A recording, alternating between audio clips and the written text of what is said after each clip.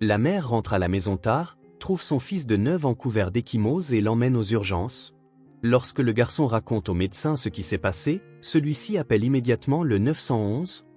Avant de commencer l'histoire, n'oubliez pas de laisser un like et de vous abonner à la chaîne pour voir plus d'histoires comme celle-ci.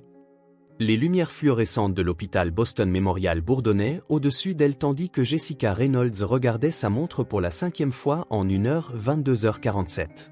Son service était officiellement terminé à 20h, mais la pile de dossiers patients ne s'était pas traitée toute seule et l'infirmière de nuit avait de nouveau appelé malade. La douleur familière dans le bas de son dos s'était étendue à ses épaules, une manifestation physique du fardeau qu'elle portait chaque jour. « Tu devrais rentrer chez toi, Jessica », dit l'infirmière Rodriguez, ses yeux sombres s'adoucissant d'inquiétude alors qu'elle s'appuyait contre le poste infirmier. « Tu es là depuis 6 heures ce matin. Ça fait presque 17 heures maintenant. » Jessica glissa une mèche de cheveux châtains derrière son oreille, révélant les cercles profonds sous ses yeux gris. « Je sais, je termine juste les papiers de sortie de Madame Abernathy. » Ses doigts tremblaient légèrement alors qu'elle signait le dernier formulaire. L'épuisement ou la caféine, elle ne pouvait plus faire la différence. « Ton garçon t'attend, n'est-ce pas ?» demanda Rodriguez, sa voix devenant un murmure doux qui, d'une manière ou d'une autre, transperçait Jessica plus qu'aucune réprimande ne l'aurait fait. « Oliver. » La pensée de son fils qui l'attendait à la maison lui envoya un mélange d'amour et de culpabilité parcourir tout son être. À 9 ans, il était trop jeune pour être seul, mais son voisin, M. Davison, lui avait assuré qu'il n'était pas difficile de prendre de ses nouvelles après l'école jusqu'à son retour. Un enseignant à la retraite a tout le temps qu'il lui faut, avait-il dit avec ce sourire paternel qui avait initialement apaisé ses inquiétudes. Il est avec M. Davison, répondit Jessica, incapable de croiser le regard de Rodriguez, il est bien avec lui. Quand même, insista Rodriguez en prenant les dossiers des mains de Jessica avec une douceur insistante, vas-y, je m'en occupe. Ce garçon a besoin de sa maman. Le trajet de retour à travers les rues mouillées de Boston était un flou de feux arrière rouges et d'enseignes vertes se reflétant dans les flaques d'eau. L'esprit de Jessica vagabondait vers la distance croissante entre elle et Oliver. Il y eut un temps où il se précipitait dans ses bras, le visage illuminé de joie, peu importe la brièveté de son absence. Maintenant, à 9 ans, il la saluait par des haussements d'épaules et des réponses monosyllabiques, son attention fixée sur ses jeux vidéo ou son carnet de croquis. Était-ce l'indépendance normale qui grandit ou bien ses absences de plus en plus fréquentes avaient-elles créé un gouffre qu'elle n'avait pas remarqué se creuser? L'appel du médecin de sa mère, il y a 3 semaines, n'avait fait qu'aggraver la situation. Insuffisance cardiaque congestive, avait-il dit stable, mais nécessitant des soins. Avec sa mère dans un centre de rééducation dans le Rhode Island et sa sœur à l'étranger avec l'armée, le fardeau des visites du week-end retombait sur les épaules de Jessica, une autre responsabilité, une autre absence dans la vie d'Oliver. La pluie s'était transformée en une fine bruine au moment où Jessica entra dans le parking de leur immeuble. Un modeste complexe de 3 étages à Dorchester qui avait autrefois été une usine textile. La transformation avait laissé des murs en briques apparentes et de grandes fenêtres, mais aussi des coins mal isolés et une plomberie capricieuse. Néanmoins, c'était la maison et le loyer étaient gérables avec un salaire d'infirmière, quoique de justesse. L'immeuble était silencieux à presque 23 heures, la plupart des fenêtres obscures, excepté pour le scintillement bleu de la télévision tard dans la nuit. Jessica monta les escaliers jusqu'au 3e étage, ses pas résonnant dans la cage d'escalier. Elle s'arrêta devant l'appartement 3B, le chez M. Davison, se demandant si elle devait frapper et le remercier de surveiller Oliver encore une fois. Le vieil homme avait été une bénédiction ces derniers mois, toujours prêt avec une parole gentille et une main secourable. Il avait emménagé il y a environ 1 an un enseignant d'anglais à la retraite de quelque part dans le Midwest, Kansas ou Nebraska, elle ne se souvenait plus lequel. La fatigue l'emporta sur la courtoisie et Jessica continua vers son propre appartement, le 3D. Elle glissa sa clé dans la serrure aussi discrètement que possible, espérant qu'Oliver soit encore éveillé. Il n'avait pas eu de véritable conversation depuis des jours. « Oliver » appela-t-elle doucement en entrant dans le salon sombre. La télévision était éteinte et l'appartement dégageait cette immobilité particulière d'un espace vide. « Mon chéri, je suis rentré. » Aucune réponse.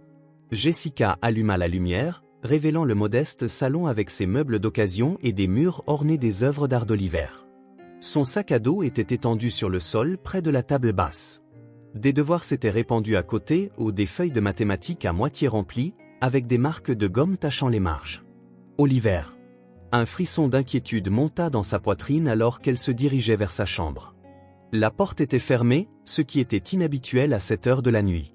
Normalement, même lorsqu'il était contrarié contre elle, il laissait la porte entr'ouverte, avec une petite veilleuse projetant des motifs en forme d'étoiles sur son plafond. Ce soir, elle était bien fermée. Jessica frappa doucement. « Oliver, chérie, c'est maman. » Elle posa son oreille contre la porte, n'entendant que son propre cœur battre. « J'arrive. » La porte grinça lorsqu'elle la poussa pour l'ouvrir. La pièce était sombre, excepté par la lueur des réverbères filtrant à travers les stores, projetant des ombres semblables à des barreaux de prison sur le lit chiffonné. Pendant un instant, Jessica crut que la chambre était vide et la panique lui saisit la gorge. Puis elle le vit. Oliver était recroquevillé dans le coin éloigné de son lit, le dos appuyé contre le mur, les genoux ramenés contre sa poitrine. Il était encore habillé en jean et un t-shirt à manches longues imprimé de chaussettes rouges malgré l'heure tardive. Ses cheveux châtain sable tombaient sur son front, cachant ses yeux. « Oliver » murmura Jessica, le soulagement cédant la place à l'inquiétude face à sa posture inhabituelle. « Que fais-tu, assis dans le noir, mon grand ?» Lorsqu'il ne répondit pas, Jessica s'approcha et s'assit sur le bord de son lit. Elle tendit la main vers la lampe sur sa table de chevet. Mais sa voix la fit s'arrêter. « Ne fais pas, s'il te plaît, » dit-il, le mot à peine audible, et il y avait quelque chose dans sa voix. Une fragilité que Jessica n'avait jamais entendue auparavant et qui lui glaçait le sang. L'instinct maternel envahit son épuisement. Ses sens, soudainement alertés à l'inadéquation du moment, s'éveillèrent. « Oliver, regarde-moi, » dit-elle en gardant sa voix posée malgré l'alarme grandissante en elle, « qu'est-ce qui ne va pas ?» Lentement, douloureusement, Oliver leva la tête. Dans la lumière tamisée, Jessica put voir la tache sombre sur sa joue, ce qui aurait pu n'être qu'une ombre, si ce n'était le gonflement anormal autour de son œil. Sans réfléchir, elle tendit à nouveau la main vers la lampe, ayant besoin de voir. « Maman, ne le fais pas !» Mais il était trop tard. La douce lueur de la lampe de chevet illuminait ce que l'obscurité avait clémentement caché. La respiration de Jessica se coupa dans sa gorge. L'œil droit d'Oliver était enflé, presque fermé. Une ecchymose violet-noir fleurissait sur sa pommette. Sa lèvre inférieure était fendue. Une fine ligne de sang séché formait une croûte au coin de sa bouche. Quand ses yeux descendirent, elle le vit serrer protectivement son bras droit contre son flanc. « Oh mon Dieu !» Elle laissa échapper un souffle, l'horreur et la fureur montant en proportions égales. « Oliver, qu'est-ce qui s'est passé? Qui t'a fait ça ?» Ses yeux, l'un vert et clair, l'autre presque dissimulé par le gonflement, se remplirent de larmes. « Je suis tombé, » murmura-t-il, le mensonge transparent et déchirant. « Non, tu n'es pas tombé. Quelqu'un t'a fait du mal. » Elle tendit la main vers lui et il tressaillit, un mouvement si léger qu'il aurait pu être imperceptible à quiconque, sauf à une mère. Ce léger sursaut brisa quelque chose en elle. « Je t'emmène à l'hôpital, » dit-elle en se levant du lit, l'esprit déjà parcourant à toute vitesse les protocoles et procédures qu'elle connaissait par cœur de l'autre côté du rideau. Immédiatement. Non. À cet instant, aucune peur ne traversa le visage d'Oliver. C'était authentique et inquiétant. « Je vais bien, maman. Ce n'est pas si grave. » Jessica s'agenouilla devant lui, prenant soin de ne pas le toucher pour lui laisser de l'espace, malgré chaque instinct lui criant de le serrer contre elle. « Oliver, j'ai besoin de savoir ce qui s'est passé. S'il te plaît, mon chéri, qui t'a fait ça ?» Les yeux d'Oliver se portèrent d'abord vers la fenêtre, puis vers la porte, avant de finalement se fixer quelque part au-dessus de l'épaule de Jessica. « Je ne peux pas te le dire, » chuchota-t-il. Il dit de ne pas le révéler. Les mots tombèrent comme un coup physique. « Qui est-il, Oliver ?» Mais Oliver serra les lèvres, grimaçant alors que le mouvement tirait sur sa lèvre fendue. Une larme s'échappa, descendant le long de sa joue meurtrie. « Je suis fatigué, maman. Est-ce que je peux juste aller dormir ?» Jessica lutta contre l'envie de pousser plus loin, reconnaissant les signes de retrait de l'autoprotection où ses 13 ans en médecine d'urgence lui avaient appris qu'insister trop fort trop tôt poussait souvent les victimes à se replier encore davantage dans le silence. Victime, le mot résonnait dans son esprit. Terrible et définitif. Son fils était une victime et elle ne savait pas de quoi, ni de qui. « Nous allons aux urgences, » dit-elle, son ton ne laissant aucune place à la discussion. « Il faut te faire examiner, pour s'assurer qu'il n'y a rien de cassé. » « Mais non, Oliver, ce n'est pas négociable. » Elle adoucit sa voix, tendant la main lentement pour effleurer ses cheveux sur son front, prenant soin d'éviter les ecchymoses. « Je te promets que je serai avec toi tout le temps. Nous allons régler ça ensemble. D'accord. Quelque chose dans ces mots sembla le toucher, un lien jeté dans des eaux profondes. Il acquiesça d'un signe de tête, minime et douloureux. Peux-tu marcher ou as-tu trop mal? Je peux marcher, dit-il en se déroulant de sa position défensive, avec les mouvements prudents de quelqu'un de bien plus âgé que 9 ans. Lorsqu'il se leva, Jessica remarqua une légère boiterie dans sa démarche, ainsi que la manière dont il gardait son bras droit pressé contre son flanc. Le trajet vers le Boston Memorial fut silencieux, à l'exception du bruissement rythmique des essuie-glaces balayant la bruine persistante. L'esprit de Jessica s'emballa, rejoint les semaines passées à la recherche de signes qu'elle aurait pu manquer. Oliver avait-il été plus silencieux ces derniers temps, plus renfermé? Elle avait attribué tout changement à ses heures prolongées, à la turbulence normale de l'enfance, à sa propre distraction face à la maladie de sa mère. La culpabilité la rongeait. Elle aurait dû remarquer, elle aurait dû voir, elle aurait dû le protéger. Mais de qui? La question tournait comme un vautour. Qui pourrait faire du mal à son fils? Un intimidateur à l'école? Quelqu'un dans l'immeuble? Les possibilités se multipliaient, chacune plus effrayante que la précédente. L'entrée des urgences du Boston Memorial était douloureusement familière à Jessica, bien que jamais auparavant de ce côté-là. Les portes coulissantes s'écartèrent avec un doux sifflement, révélant le chaos contrôlé qu'elle naviguait habituellement avec un détachement professionnel. Maintenant, avec Oliver à ses côtés, les lumières vives et l'odeur antiseptique lui parurent dures, envahissantes.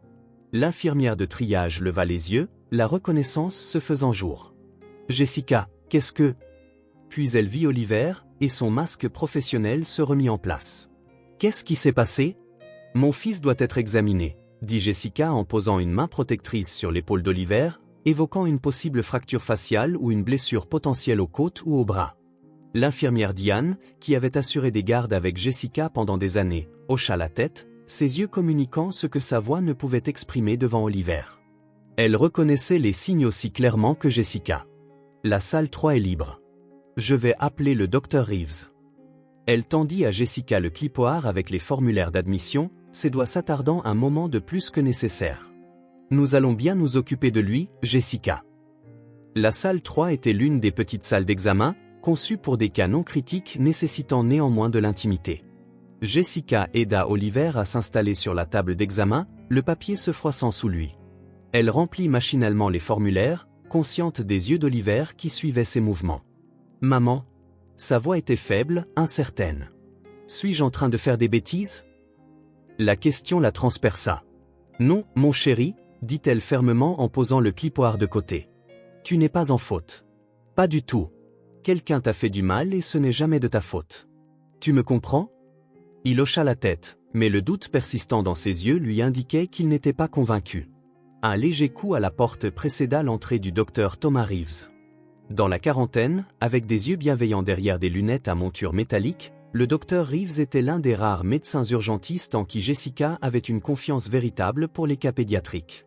Son comportement changea subtilement en la reconnaissant. « Jessica », dit-il, la surprise évidente avant que son entraînement ne reprenne le dessus. Ses yeux se tournèrent vers Oliver, évaluant de manière professionnelle tout en conservant un sourire doux. « Et ce doit être Oliver. J'ai beaucoup entendu parler de toi par ta maman. » Oliver ne répondit pas, ses yeux fixés sur le sol. « Je suis le docteur Reeves, » continua-t-il en tirant un tabouret roulant pour s'asseoir au niveau des yeux d'Oliver. « Ta maman travaille parfois avec moi. Tu savais ça?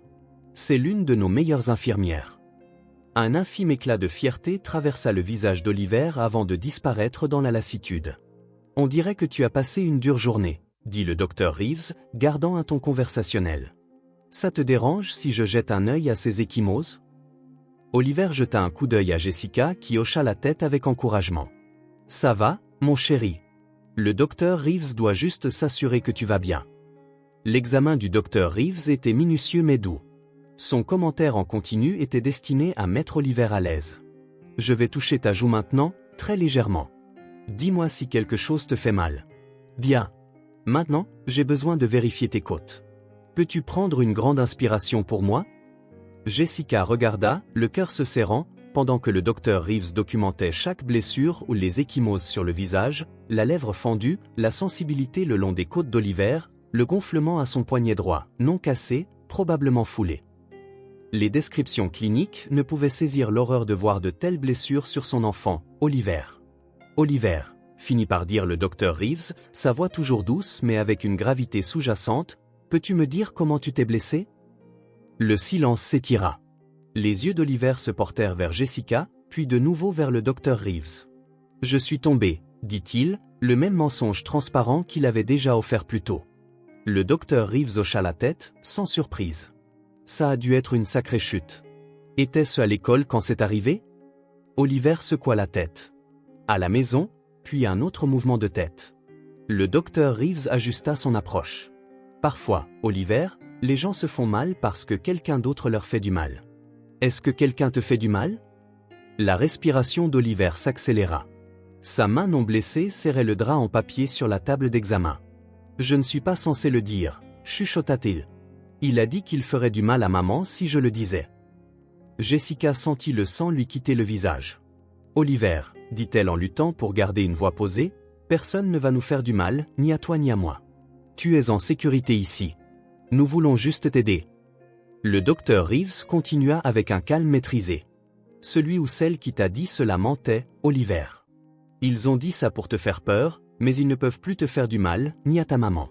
Nous ne les laisserons pas faire. Quelque chose dans la confiance silencieuse du docteur Reeves sembla atteindre Oliver. Il leva les yeux, les larmes commençant à affluer. C'était Monsieur Davison, dit-il, la voix à peine audible. Il ajouta, il a dit que c'était une discipline parce que j'étais méchant. Ce nom frappa Jessica comme un coup physique. Monsieur Davison, le professeur à la retraite bienveillant qui avait proposé de surveiller Oliver, qui était resté seul avec son fils pendant des heures chaque jour pendant qu'elle travaillait, qui avait gagné sa confiance par sa manière douce et sa présence serviable. Quand cela s'est-il passé, Oliver? Demanda le docteur Reeves pendant que Jessica peinait à assimiler la révélation. Aujourd'hui, et d'autres jours aussi, dit-il, sa voix devenant de plus en plus faible à chaque mot. Il dit, j'ai été ingrat. Que maman travaille si dur et je ne l'apprécie pas. Que j'avais besoin d'apprendre le respect. La vision de Jessica se brouilla sous des larmes de rage et de culpabilité. Comment n'avait-elle pas vu cela? Comment avait-elle laissé son enfant avec ce monstre? Le docteur Reeves conserva son calme professionnel, bien qu'un muscle se crispa dans sa mâchoire. Oliver, ce que Monsieur Davison a fait était mal. Très mal. Aucun adulte ne devrait jamais faire du mal à un enfant, peu importe la raison qu'il avance. Il se tourna vers Jessica, son expression grave. Il faut que j'appelle la police et que je dépose une plainte auprès des services de protection de l'enfance. Il s'agit d'un cas clair de maltraitance d'enfants. Les mots « maltraitance d'enfants » résonnèrent dans la salle d'examen stérile. Jessica hocha la tête, hébétée, incapable de prononcer d'autres mots face au nœud d'émotion dans sa gorge. Le docteur Reeves s'avança vers le téléphone fixé au mur, mais son bras hésita au-dessus du combiné. « Y a-t-il autre chose, Oliver ?» demanda-t-il, sa voix douce mais insistante. « Y a-t-il autre chose que Monsieur Davison ait fait qui t'ait mis mal à l'aise ou effrayé ?» Les yeux d'Oliver se remplirent de nouvelles larmes, son petit corps commençant à trembler sous des sanglots étouffés. Il a pris des photos, chuchota-t-il, les mots tombant comme des pierres. Il ajouta, il a dit que c'était pour un projet spécial. Que j'étais spécial. L'expression du docteur Reeves se durcit et il prit le téléphone, composant le 911 avec une précision délibérée. Ici le docteur Thomas Reeves du service des urgences de l'hôpital Boston Memorial, dit-il, la voix posée et autoritaire, je dois signaler un cas de maltraitance d'enfants et d'exploitation possible. Oui, la victime est ici avec sa mère. Il couvrit le combiné et se tourna vers Jessica. Les policiers seront bientôt là. Ils voudront parler à vous deux. Jessica hocha la tête et se déplaça pour s'asseoir à côté d'Oliver sur la table d'examen. Elle voulait le tenir, le serrer dans ses bras et le protéger du monde. Mais la manière dont il se tenait, tendu, sur la défensive, lui indiquait qu'il n'était pas prêt pour cela. Au lieu de cela, elle posa sa main, paume ouverte, sur la table entre eux, une invitation plutôt qu'une exigence. Après un moment d'hésitation, la petite main d'Oliver se glissa dans la sienne, ses doigts s'enroulant autour des siens avec une force désespérée. « Je suis désolé, maman » chuchota-t-il, les larmes coulant sur ses joues meurtries. « J'ai essayé d'être sage. J'ai vraiment essayé. » « Oh Oliver ?» La voix de Jessica se brisa alors qu'elle laissait enfin ses propres larmes couler. « Tu n'as rien à te reprocher. Rien. Ce n'était pas de ta faute. C'est moi qui suis désolé. J'aurais dû te protéger.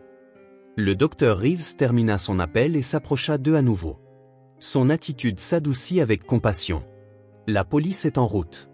Ils auront beaucoup de questions, mais il y a une détective spécialisée dans les enfants. Elle est très gentille. Il tendit à Oliver un mouchoir, puis à Jessica. Ce qui va se passer ensuite pourrait être effrayant, mais c'est pour s'assurer que tu es en sécurité, Oliver. Pour s'assurer que M. Davison ne puisse plus te faire du mal, ni à toi ni à personne d'autre, Oliver hocha la tête, semblant se rétracter davantage face à la perspective de ce qui allait se passer. Jessica serra sa main, une promesse silencieuse. Quoi qu'il arrive ensuite, nous l'affronterons ensemble. À l'extérieur de la salle d'examen, le chaos contrôlé du service des urgences continuait, indifférent à la petite tragédie qui se déroulait derrière la porte fermée. Les moniteurs bipaient, les infirmières annonçaient les constantes, les médecins se déplaçaient entre les rideaux avec une efficacité maîtrisée. Jessica avait toujours trouvé du réconfort dans ce rythme, dans ce sentiment de devoir en pleine crise. Maintenant, assise à côté de son fils blessé dans une pièce qui lui semblait soudainement trop petite, trop exposée, cet environnement lui paraissait étrange et menaçant. La nuit la plus longue de sa vie ne faisait que commencer et l'aube semblait incroyablement lointaine. La détective Laura Morale avait vu trop de cas semblables. 15 ans au sein de l'unité des victimes spéciales de la police de Boston lui avaient laissé un visage qui trahissait rarement l'émotion. Mais les photographies dans le dossier médical firent se contracter imperceptiblement sa mâchoire. Le motif des ecchymoses sur le torse du garçon n'était pas aléatoire. C'était délibéré, méthodique. Le travail de quelqu'un qui savait exactement ce qu'il faisait. La salle de conférence familiale du service des urgences était censée être réconfortante avec ses murs bleus doux et ses aquarelles encadrées de paysages marins, mais rien ne pouvait adoucir la réalité qui les avait amenés ici à 2h17 du matin. Madame Reynolds, commença la détective Morale d'une voix douce mais directe, je comprends que ce soit incroyablement difficile, mais j'ai besoin de poser quelques questions à Oliver sur ce qui s'est passé. Jessica était assise raide dans sa chaise, la tasse en mousse de café d'hôpital refroidissant, laissée de côté entre ses mains. Le manque de sommeil avait creusé ses joues, lui donnant une apparence santé qui correspondait à la dévastation dans ses yeux. « Il n'a que 9 ans, murmura-t-elle, il a déjà assez souffert ce soir. » Morale hocha la tête. Contrairement à beaucoup de ses collègues, elle ne se pressait jamais dans cette partie. La psychologie du traumatisme était délicate. Une seule erreur pouvait faire taire un enfant pour toujours. Je comprends. J'ai reçu une formation spéciale pour travailler avec des enfants ayant vécu un traumatisme. Oliver n'aura pas à raconter son histoire plusieurs fois. Une seule fois pour moi, je l'enregistrerai avec votre permission, pour éviter qu'il ne doive la répéter. Le regard de Jessica se détourna vers la petite salle d'observation où Oliver était assis avec un travailleur social de l'hôpital. À travers le verre unidirectionnel, elle le vit penché sur un carnet de dessin. Son bras blessé, désormais correctement enveloppé dans un bandage de soutien, et son petit visage était une toile d'ecchymose où le gonflement autour de son œil avait empiré depuis leur arrivée. « Devra-t-il revoir M. Davison ?» demanda Jessica, le nom se coinçant dans sa gorge comme un éclat de verre. « Pas si je peux l'éviter, » répondit Morale avec une conviction tranquille. « Nous avons déjà dépêché des policiers à l'appartement de M. Davison. Si ce qu'Oliver dit correspond aux preuves que nous trouverons là-bas, Davison ne ira nulle part, sauf en garde à vue. » Jessica ferma les yeux, une seule larme coulant sur sa joue.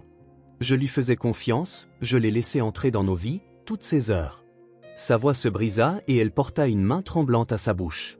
Morale se pencha légèrement en avant, ses yeux sombres exprimant une compassion née de la compréhension plutôt que de la pitié.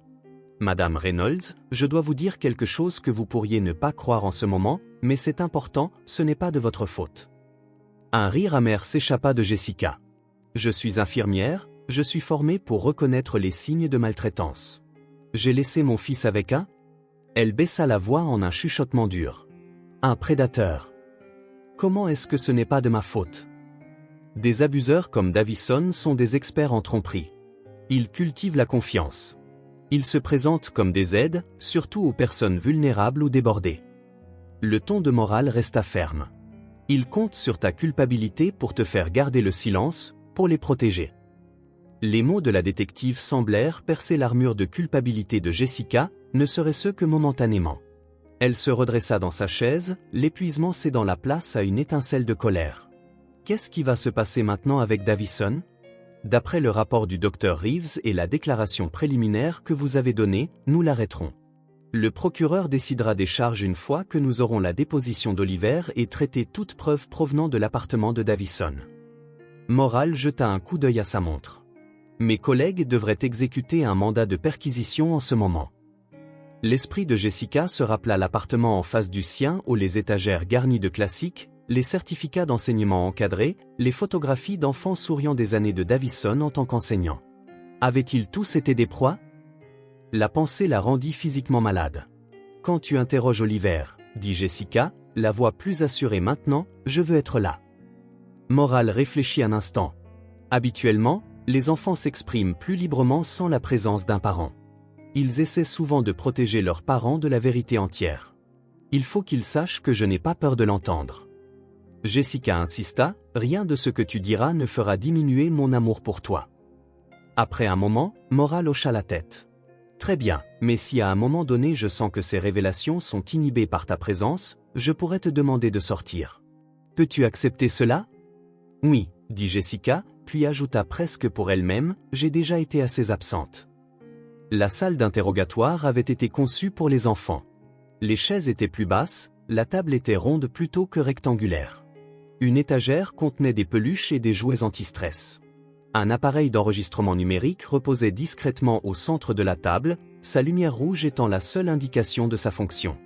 Oliver était assis à côté de Jessica, sa main non blessée serrant une petite balle anti-stress bleue que le travailleur social lui avait donnée. Ses yeux restaient fixés sur les motifs tourbillonnants du tapis industriel. La détective Morale était assise en face d'eux, sa posture délibérément détendue.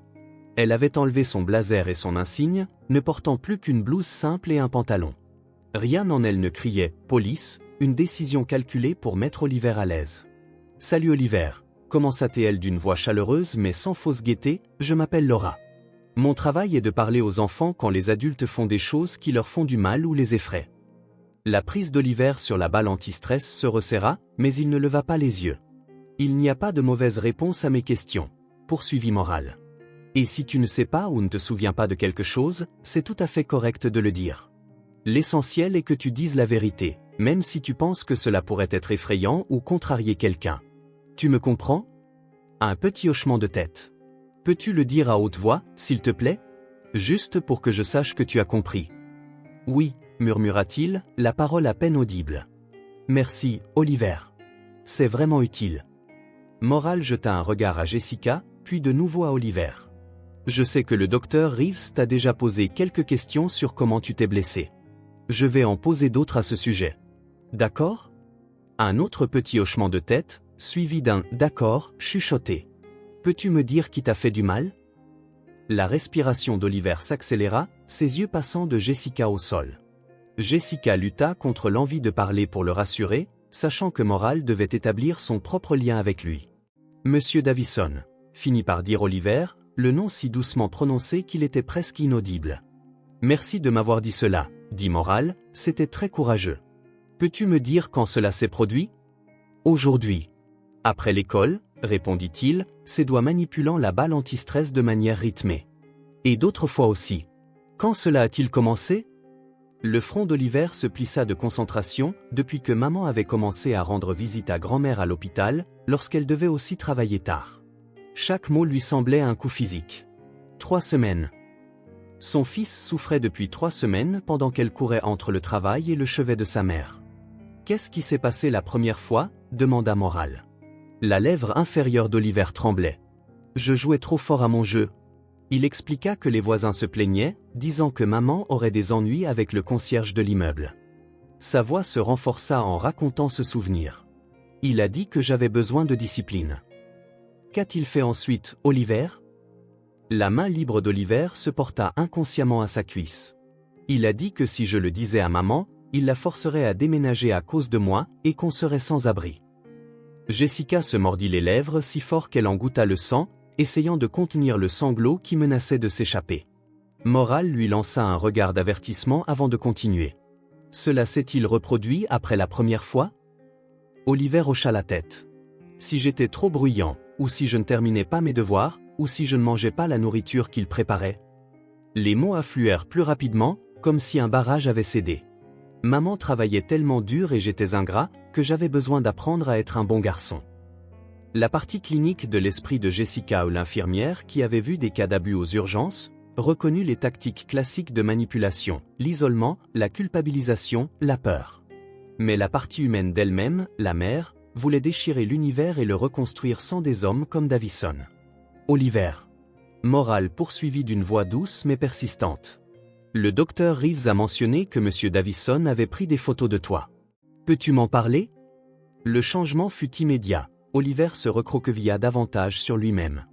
La balle anti-stress était maintenant serrée si fort que ses jointures devinrent blanches. Je ne veux pas parler des photos, chuchota-t-il.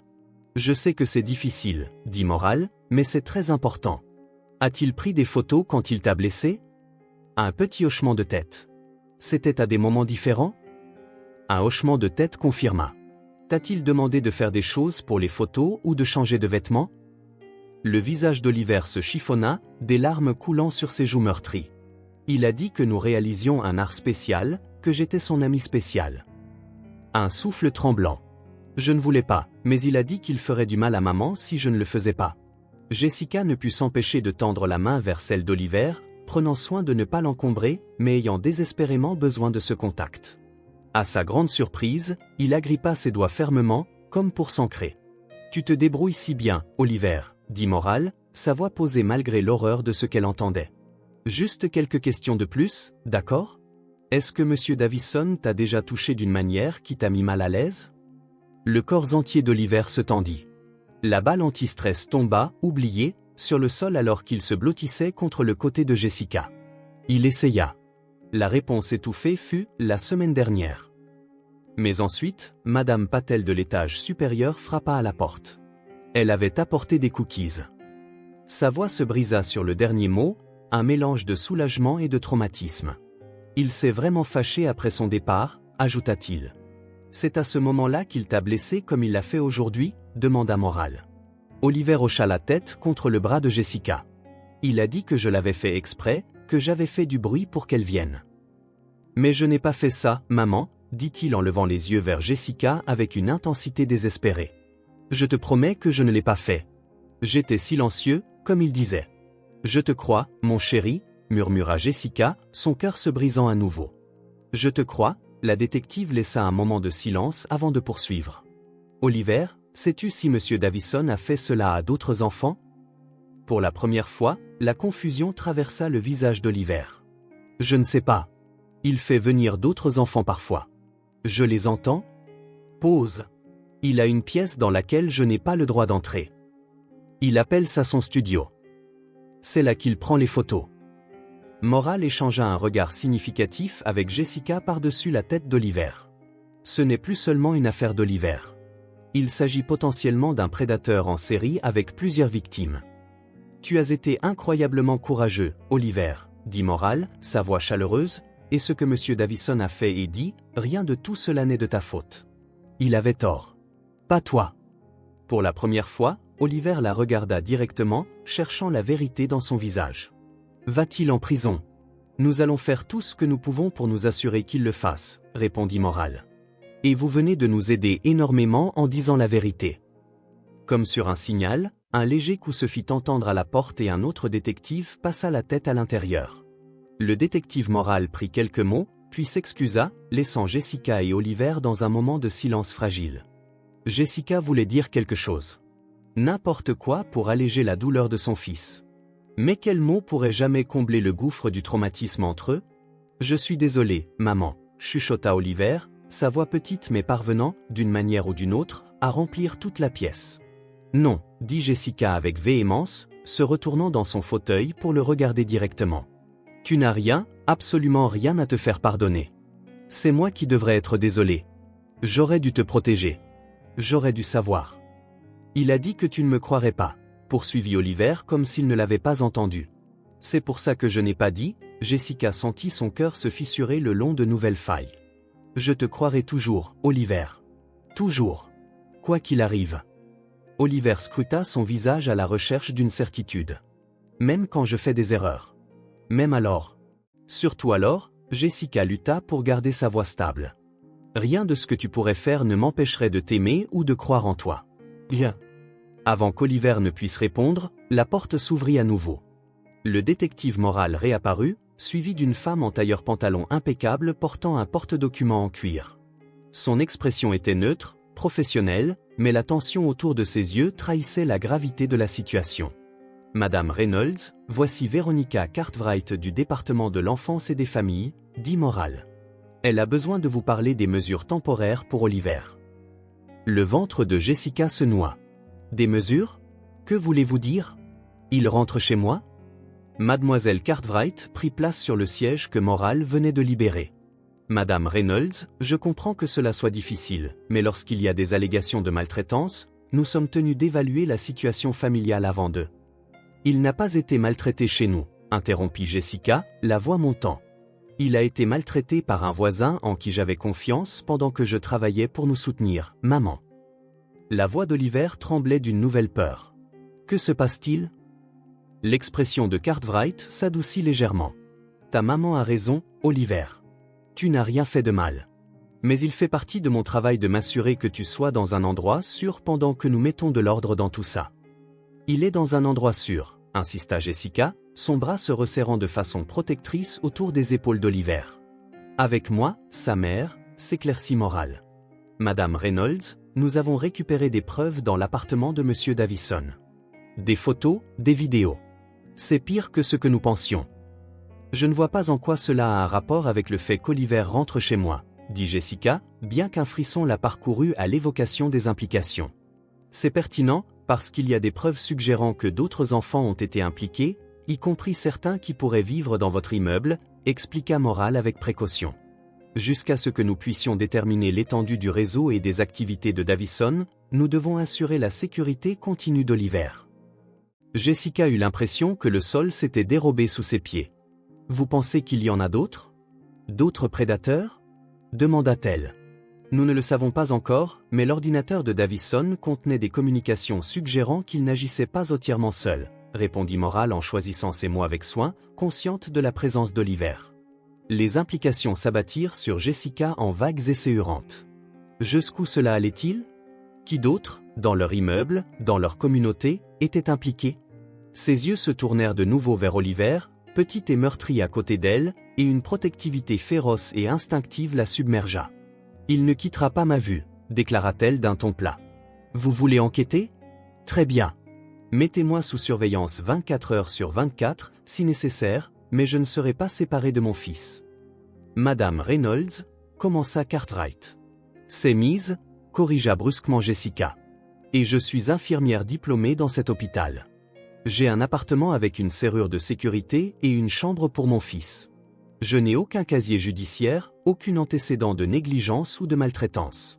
Ce que j'ai, c'est un travail qui exige de longues heures pour nous garder un toit au-dessus de la tête et une mère qui a été malade. Oui, j'ai commis une erreur horrible et impardonnable en faisant confiance à Davison. Mais me séparer de mon fils maintenant ne ferait qu'aggraver son traumatisme. » Un silence tendu suivit son éclat de voix. Oliver se rapprocha encore plus de Jessica, son petit corps tremblant.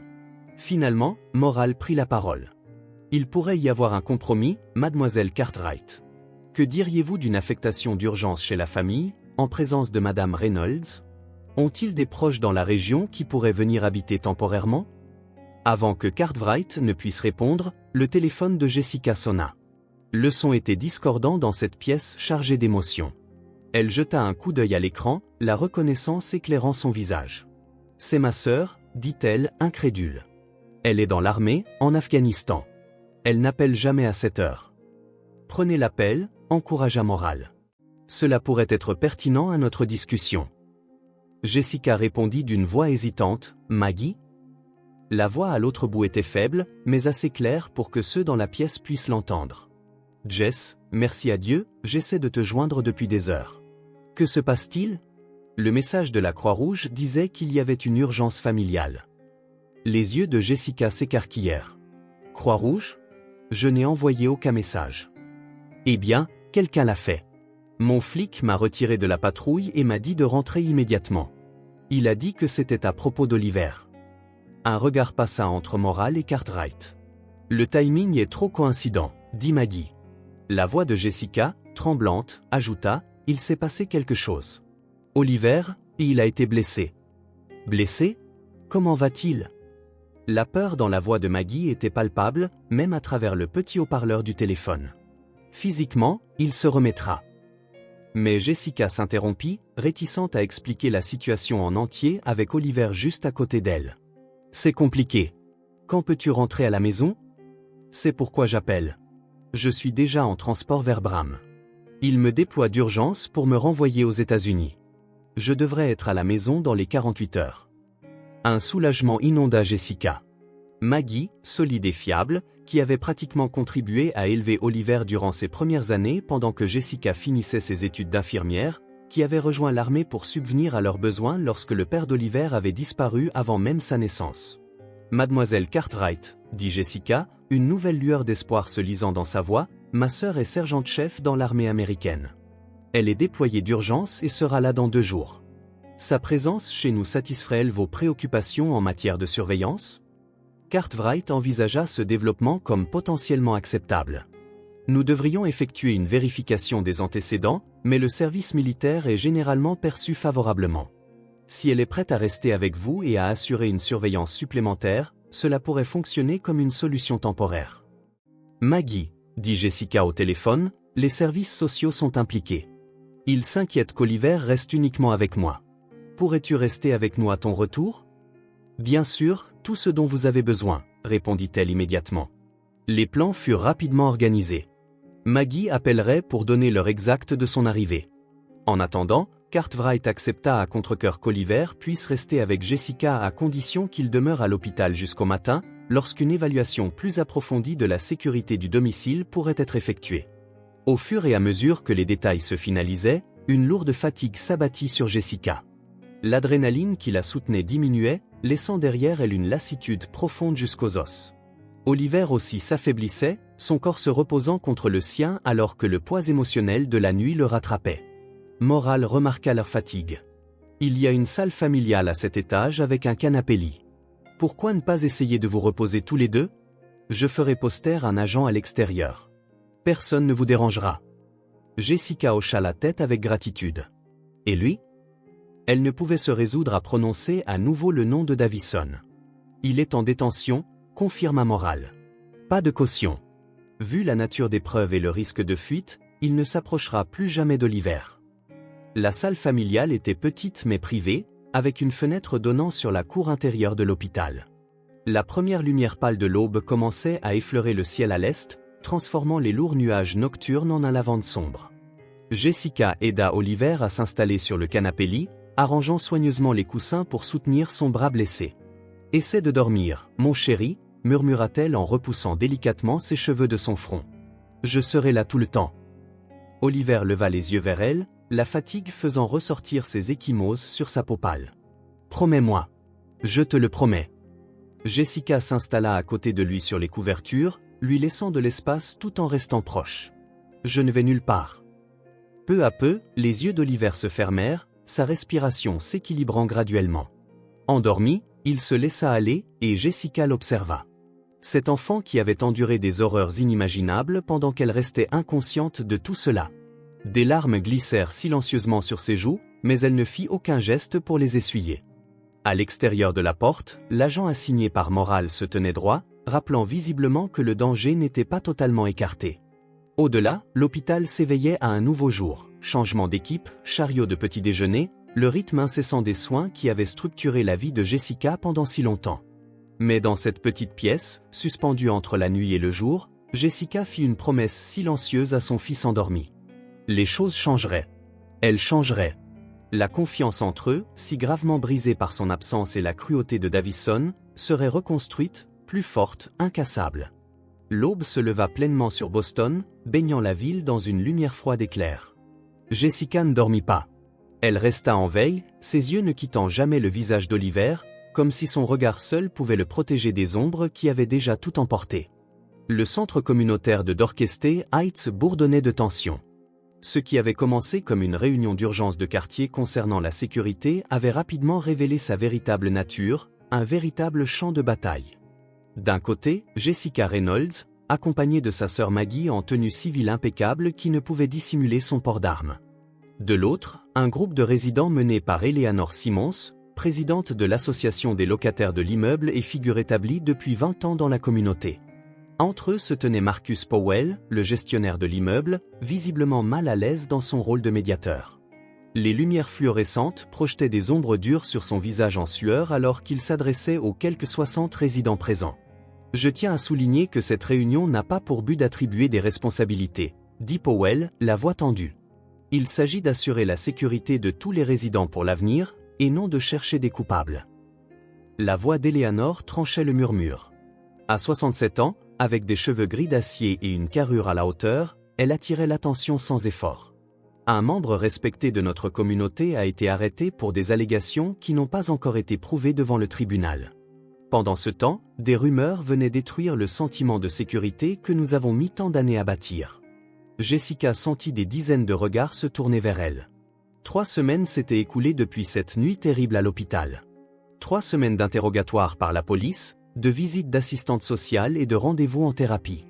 3 semaines à observer Oliver se renfermer de plus en plus sur lui-même, sursautant devant des ombres et se réveillant en hurlant après des cauchemars.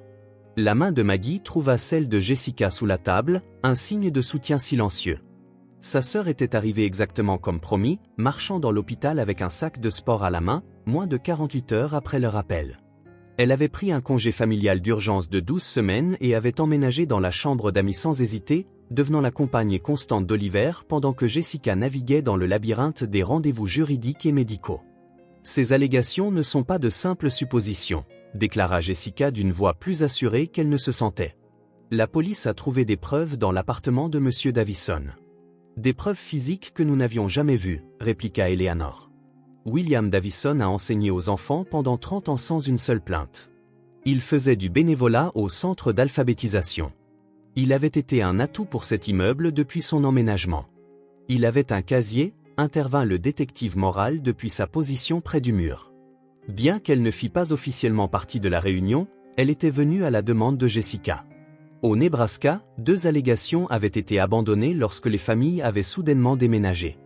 Nous avons retrouvé l'une de ces familles. Le schéma correspond à ce qui s'est passé ici.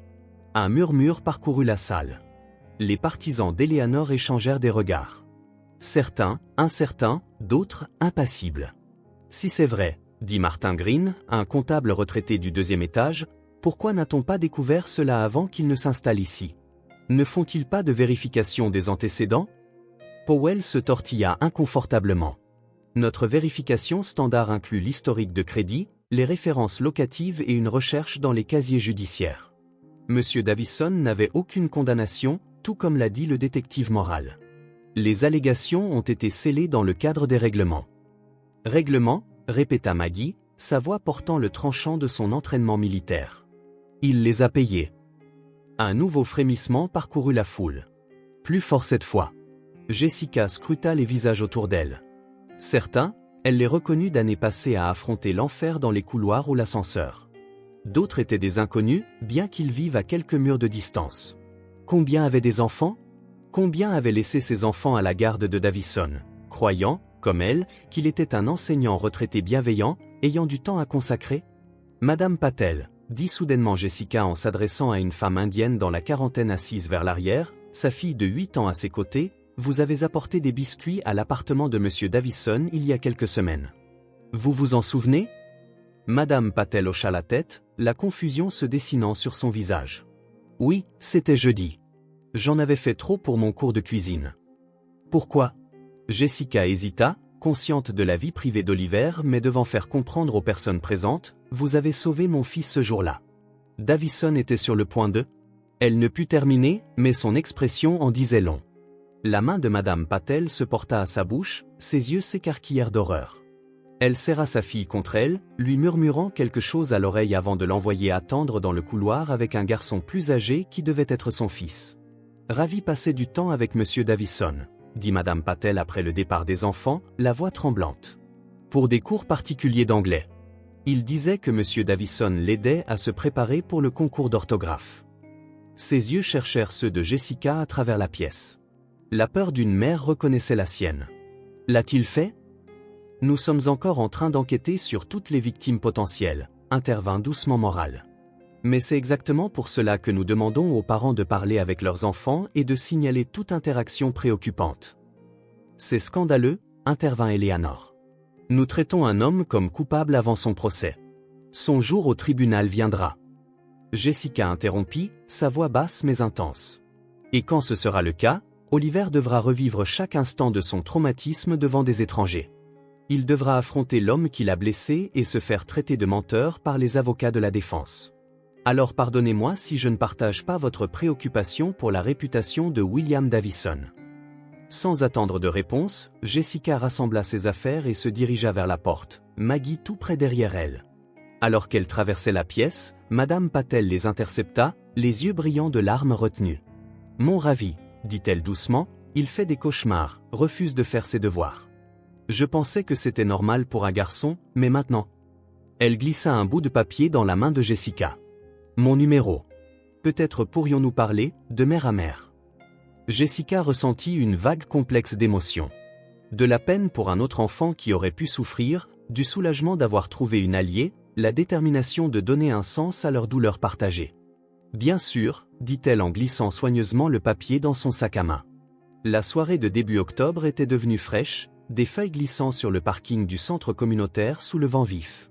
Jessica prit une profonde inspiration, remplissant ses poumons d'un air qui ne portait pas le poids des accusations et des doutes. « Tu as bien fait là-dedans, » dit Maggie en glissant ses bras autour des épaules de Jessica. « Même avec la brigade des punitifs contre toi, se dit Jessica en s'abandonnant à la force de sa sœur, s'accordant ce moment bref de faiblesse.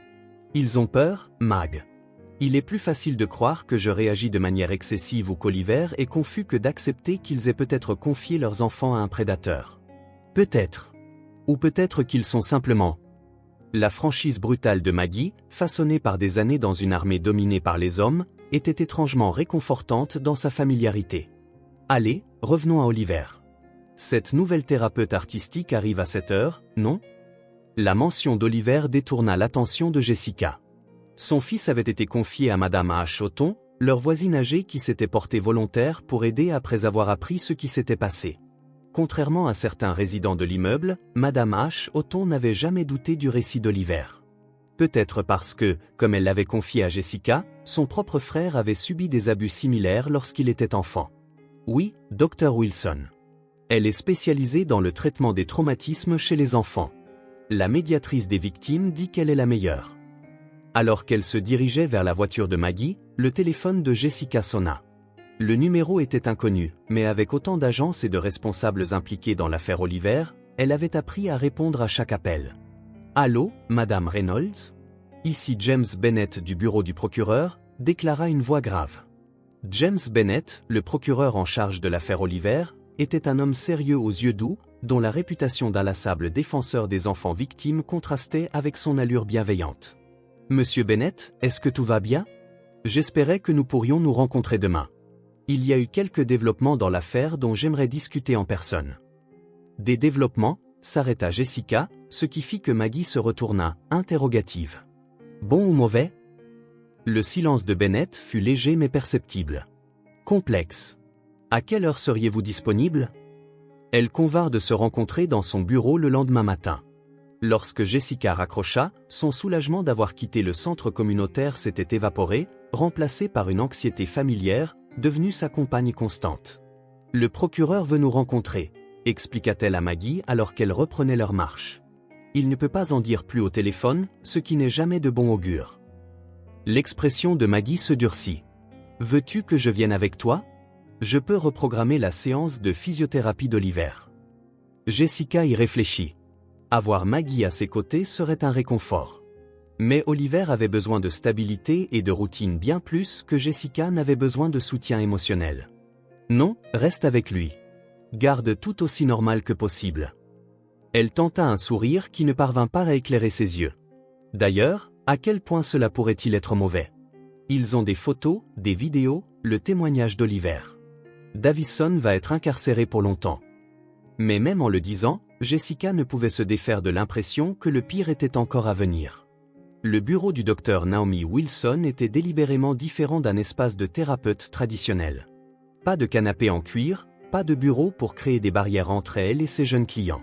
À la place, La pièce ressemblait à un atelier d'art, avec des chevalets près de grandes fenêtres, des étagères débordant de fournitures artistiques de toutes sortes et des murs couverts de dessins d'enfants.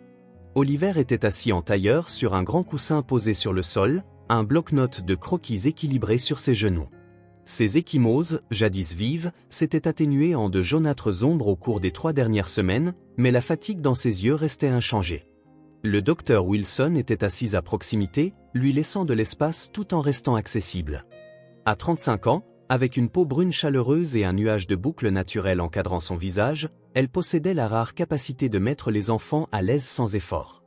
Elle travaillait avec Oliver depuis 2 semaines, bâtissant peu à peu la confiance. « Tu utilises beaucoup de noir aujourd'hui », observa-t-elle, sur un ton simplement curieux, sans jugement. Oliver leva brièvement les yeux puis se remit à dessiner. La page était dominée par une grande maison tracée de traits noirs épais. Ce qui est le plus révélateur, c'est qu'elle n'avait pas de porte, seulement des fenêtres avec ce qui semblait être des barreaux. Après une longue pause, il ajouta « Ce n'est pas un endroit heureux ». Oliver hocha la tête, ajoutant davantage de barreaux à une fenêtre. C'est là que se passent les choses mauvaises.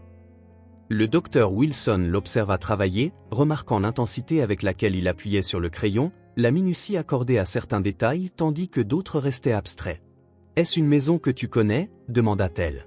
La main d'Oliver se figea. En quelque sorte. C'est comme l'appartement de M. Davison, mais pire, plus grand. C'était nouveau. Lors de séances précédentes, Oliver avait dessiné des représentations abstraites de ses sentiments ou des lieux sur qu'il imaginait. C'était la première référence directe à Davison ou aux abus. Pire encore, le docteur Wilson maintint sa voix neutre, même en reconnaissant la signification potentielle de ce changement. Oliver reprit son dessin, ajoutant une petite figure près d'une fenêtre barodée. Plus d'enfants. Plus de pièces où il ne fallait pas aller. Sa voix se fit chuchoter, plus d'hommes mauvais. Le docteur Wilson ressentit un frisson malgré la chaleur de la pièce inondée de soleil. La psychologie infantile lui avait appris à écouter non seulement ce que les enfants disaient, mais aussi ce qu'ils omettaient. Les mots d'Oliver suggéraient des expériences ou des peurs bien au-delà de ce qu'il avait révélé à propos de Davison. « Oliver, dit-elle doucement, Monsieur Davison t'a-t-il déjà emmené dans une autre maison ou a-t-il fait venir d'autres adultes pendant que tu étais là ?»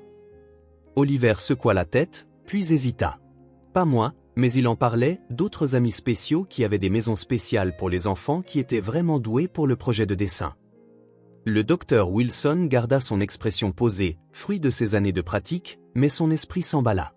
Si Davison faisait partie d'un réseau, s'il préparait les enfants pour d'autres prédateurs, l'affaire s'élargirait bien au-delà d'un seul abuseur. A-t-il jamais mentionné les noms de ses autres amis ou de ses maisons?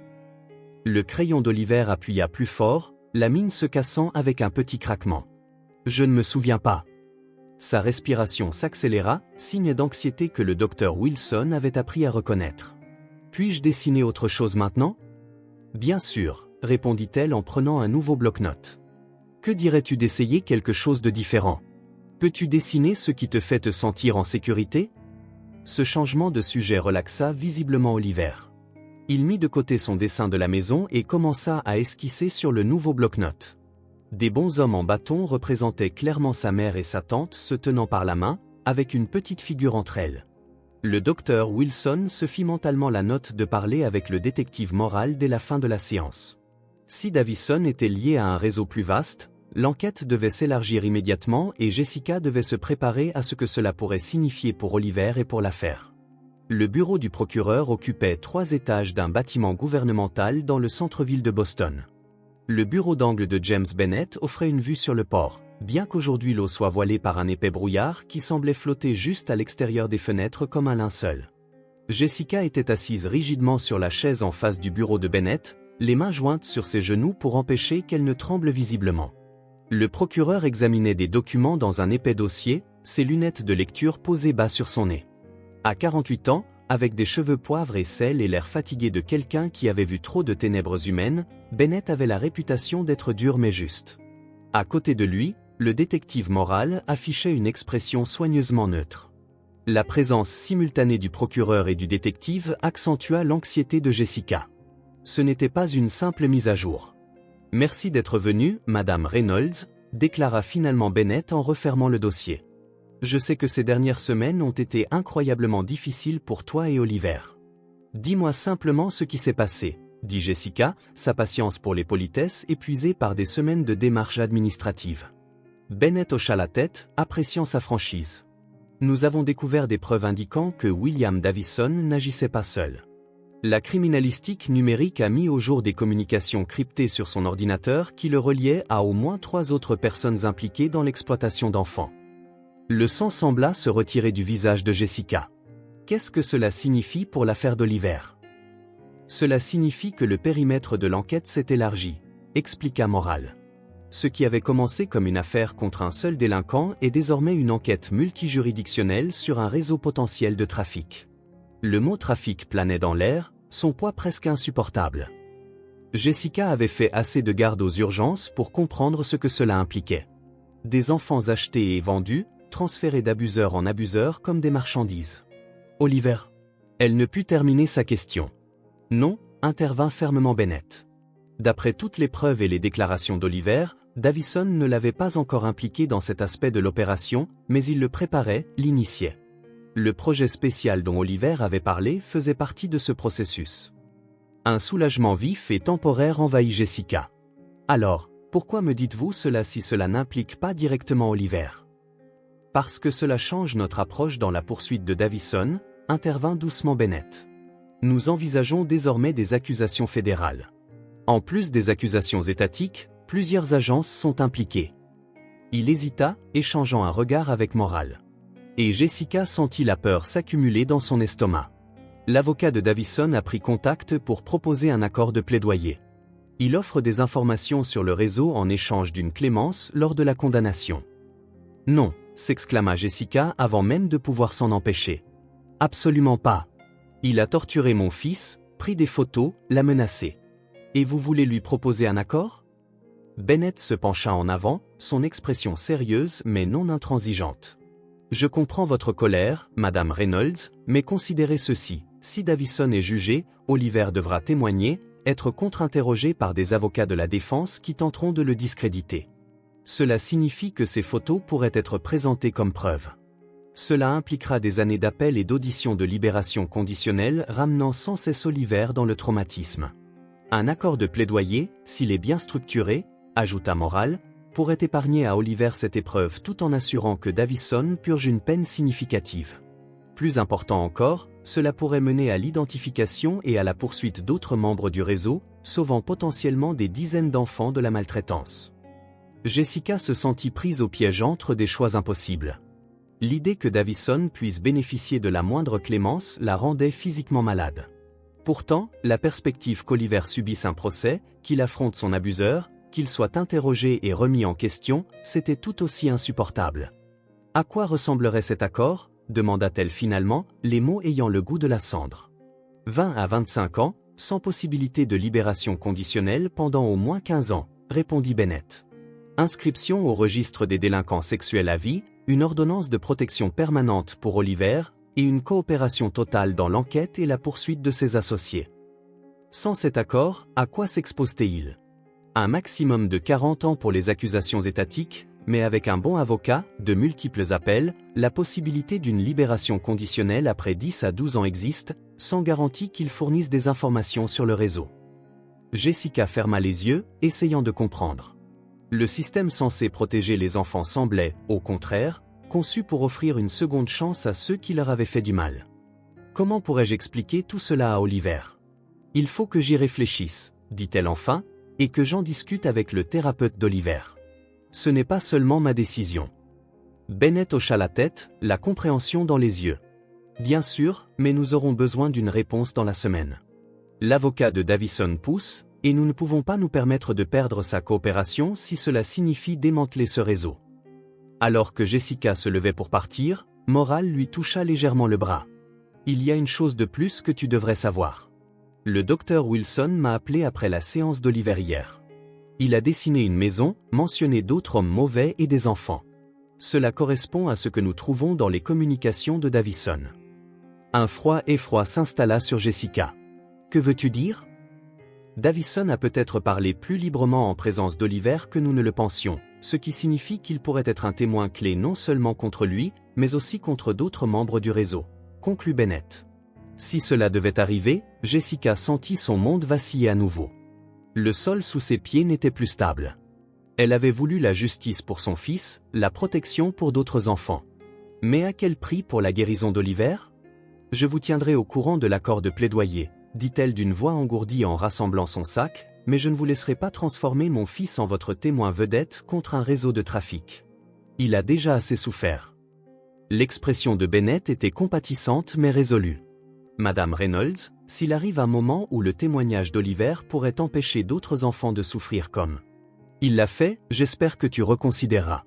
L'ultimatum implicite n'était pas passé inaperçu auprès de Jessica. Aide-les volontairement ou sois contraint par assignation. Le système judiciaire, semble-t-il, pouvait être aussi cruel dans sa clémence que dans sa punition. Le centre d'art-thérapie était installé dans une maison victorienne aménagée à Jamaica Plain. Son extérieur jaune vif formait un contraste délibéré avec le travail sérieux qui se déroulait à l'intérieur.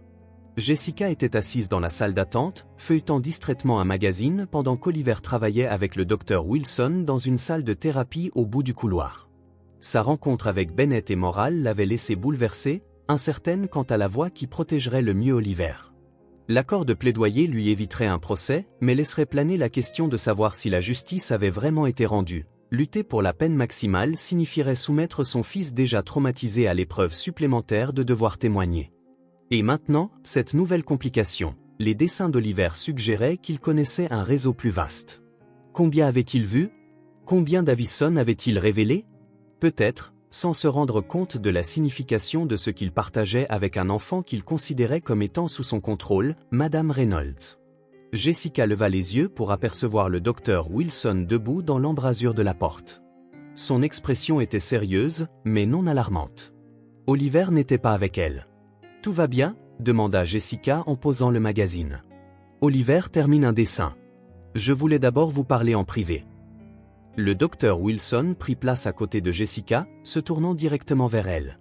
La séance d'aujourd'hui a été significative. Oliver a produit plusieurs dessins qui apportent un éclairage important sur ses expériences. Le détective Morale a mentionné que vous l'aviez appelé à propos du dessin d'hier, celui de la maison. Le docteur Wilson hocha la tête.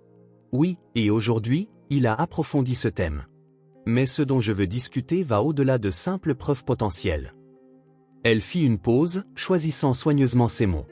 L'un des dessins d'Oliver aujourd'hui était particulièrement détaillé. Il montre ce qui semble être un lieu précis, une pièce aux caractéristiques distinctives qu'il décrit comme la salle d'image dans l'appartement de M. Davison. Le pouls de Jessica s'accéléra. Je pensais que la police avait fouillé tout l'appartement. Ils l'ont fait, mais d'après le dessin d'Oliver, il existe un espace caché accessible par ce qui ressemble à un placard ordinaire. Il a été très précis quant à son emplacement et à la manière d'y accéder. Pourquoi dessinerait-il cela maintenant, après toutes ces semaines? L'expression du docteur Wilson s'adoucit, empreinte de compréhension. Le traumatisme ne se traite pas de manière linéaire, Madame Reynolds. Oliver se sent plus en sécurité, davantage soutenu. À mesure que cette sécurité grandit, son cerveau lui permet d'accéder à des souvenirs qui étaient auparavant trop menaçants. Ou alors, il invente des choses.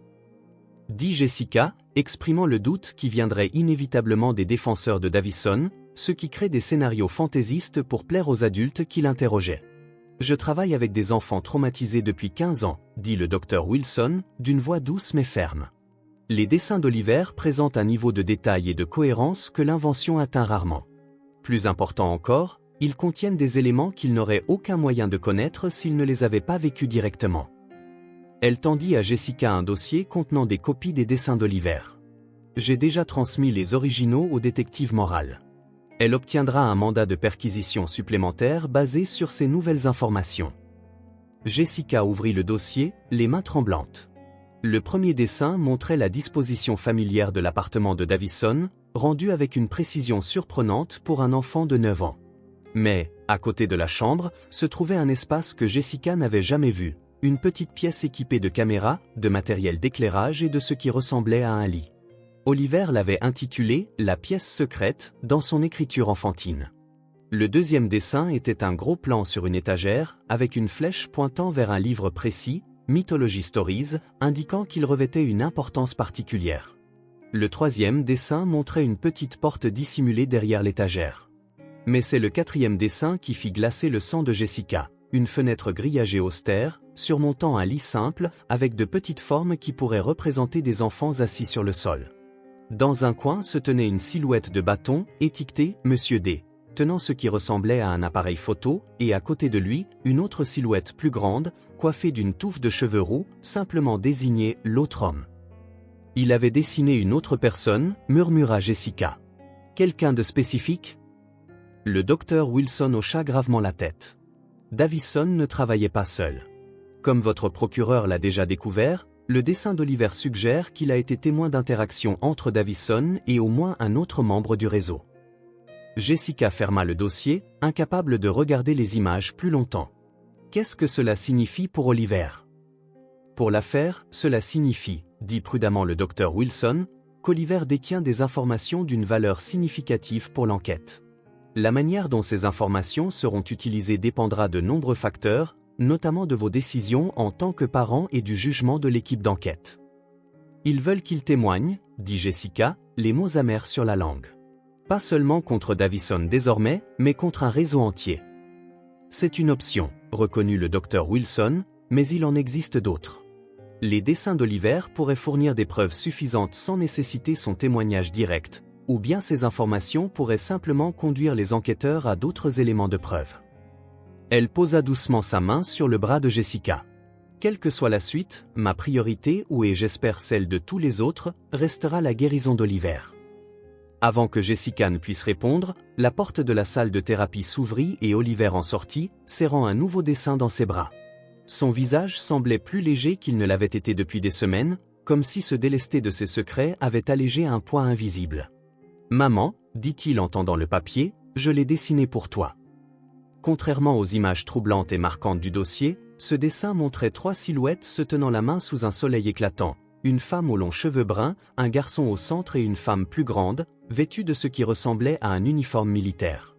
En bas, Oliver avait inscrit en lettres soignées « Ma famille ». Jessica sentit des larmes lui monter aux yeux en prenant le dessin. « C'est magnifique, mon chéri. Est-ce nous ?» Oliver acquiesça, la fierté transparaissant malgré sa réserve habituelle. « Toi, moi et tante Maggie. Le docteur Wilson m'a dit de dessiner ce qui me fait sentir en sécurité. » Cette simple déclaration perça les pensées tourbillonnantes de Jessica, apportant une clarté bienvenue. Quelles que soient les décisions à venir, accords de plaidoyer, témoignages, enquêtes, l'essentiel était qu'Oliver se sente en sécurité, qu'il guérisse, qu'il reprenne son enfance aux mains des ombres que Davison avait jetées. « Je l'adore, » dit-elle en l'enlaçant avec soin dans une étreinte à laquelle il ne se déroba pas pour la première fois depuis cette nuit terrible. « Et je t'aime. » Au-dessus de la tête d'Oliver, elle croisa le regard du docteur Wilson. La thérapeute fit un léger hochement de tête en signe d'approbation, et quelque chose de plus, une reconnaissance silencieuse du chemin difficile à venir et de la force dont Jessica aurait besoin pour le parcourir. Alors qu'il quittait le centre, la main d'Oliver, posée en toute confiance dans la sienne, le téléphone de Jessica vibra avec un texto du détective Moral. Mandat de perquisition approuvé. Exécution ce soir. Appelle-moi demain. Jessica remit le téléphone dans sa poche sans répondre. Ce soir était pour Oliver, pour des choses normales comme le dîner et les devoirs, et peut-être, s'il était d'accord, une petite promenade dans le parc qui avait jadis été son lieu préféré. La lutte pour la justice, avec tous ses compromis et complications, serait toujours là demain. L'après-midi d'octobre s'était teinté d'or, la lumière filtrant à travers des arbres tout juste en train de changer. Au-dessus, une volée d'oies volait en formation parfaite, se dirigeant vers le sud pour l'hiver. Oliver les pointa du doigt. Son visage s'illumina momentanément de l'émerveillement simple d'un enfant. Jessica l'observa, mémorisant cet instant, le gardant en réserve pour affronter les jours plus sombres qu'elle pressentait encore. Les lignes de bataille avaient été tracées, non seulement entre ceux qui croyaient Oliver et ceux qui défendaient Davison, mais aussi entre la justice et la guérison, entre les besoins d'un enfant et la protection du plus grand nombre. Et Jessica se tenait au centre de tout cela, tentant de trouver une voie qui ne nécessiterait pas de sacrifier la guérison de son fils sur l'autel du bien commun. « Maman !» La voix d'Oliver la tira de ses pensées. « Ça va ?» Jessica serra doucement sa main. « Oui, mon chéri, ça va. Allons à la maison. » Mais alors qu'il se dirigeait vers le métro, Jessica ne pouvait se défaire de l'impression que leur définition de la maison avait été irrémédiablement modifiée. L'appartement qui avait jadis été leur sanctuaire semblait désormais contaminé par sa proximité avec celui de Davison, par le fait que, juste en face, des preuves de crimes indicibles pourraient encore être dissimulées derrière une étagère. Demain apporterait de nouvelles révélations, de nouvelles décisions. Pour ce soir, Jessica se concentrerait sur la petite victoire représentée par le dessin d'Oliver, sur la certitude que, malgré tout, il avait encore un lieu où il se sentait en sécurité. Ce n'était peut-être pas grand-chose, mais dans la tempête qu'ils traversaient, cela suffisait pour les maintenir à flot un jour de plus. Jessica fixa le plafond de sa chambre, regardant l'aube se peindre progressivement de nuances d'or pâle. Le sommeil lui avait de nouveau échappé, son esprit trop préoccupé par le poids de décisions qui semblait dénué de réponses justes.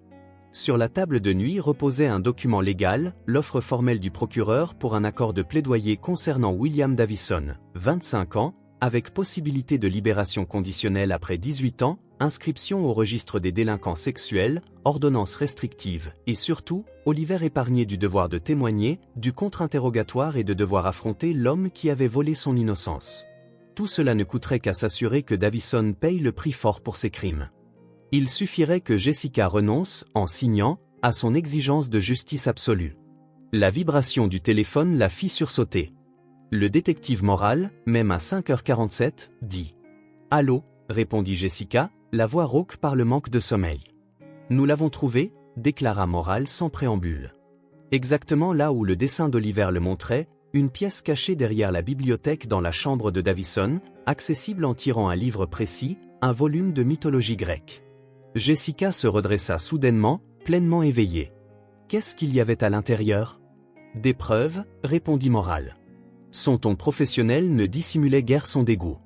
Des photos, des vidéos, des documents d'activité, mais aussi des registres, des correspondances, des appareils électroniques, des noms de Madame Reynolds, de nombreux noms de victimes. Certaines victimes, certes, mais aussi des clients, des collaborateurs. C'est plus grand que ce que nous pensions initialement. Il y eut une pause avant que Moral ne poursuive. Il y avait un homme roux sur bon nombre des photos, exactement comme Oliver l'avait dessiné. La main libre de Jessica s'était agrippée au drap jusqu'à ce que ses jointures blanchissent. Le dessin d'Oliver avait été précis, douloureusement, terriblement précis, ce qui signifiait que tout ce qu'il avait dessiné, tout ce qu'il avait révélé dans ses esquisses silencieuses et soignées, était vraisemblablement vrai. « Qu'est-ce que cela signifie pour l'affaire » demanda-t-elle. « Cela signifie que l'enquête fédérale vient de s'étendre de manière exponentielle. » Moral hésita un instant. « Cela signifie que les informations d'Oliver sont encore plus précieuses que nous ne le pensions. Le procureur voudra discuter de la suite à donner. » Jessica jeta un coup d'œil à l'accord de plaidoyer posé sur sa table de nuit. Il avait déjà envoyé les documents pour l'accord de Davison ou 25 ans. C'était avant que nous ne découvrions cette pièce, avant que nous ne comprenions l'ampleur totale des faits. La voix de Moral s'adoucit légèrement.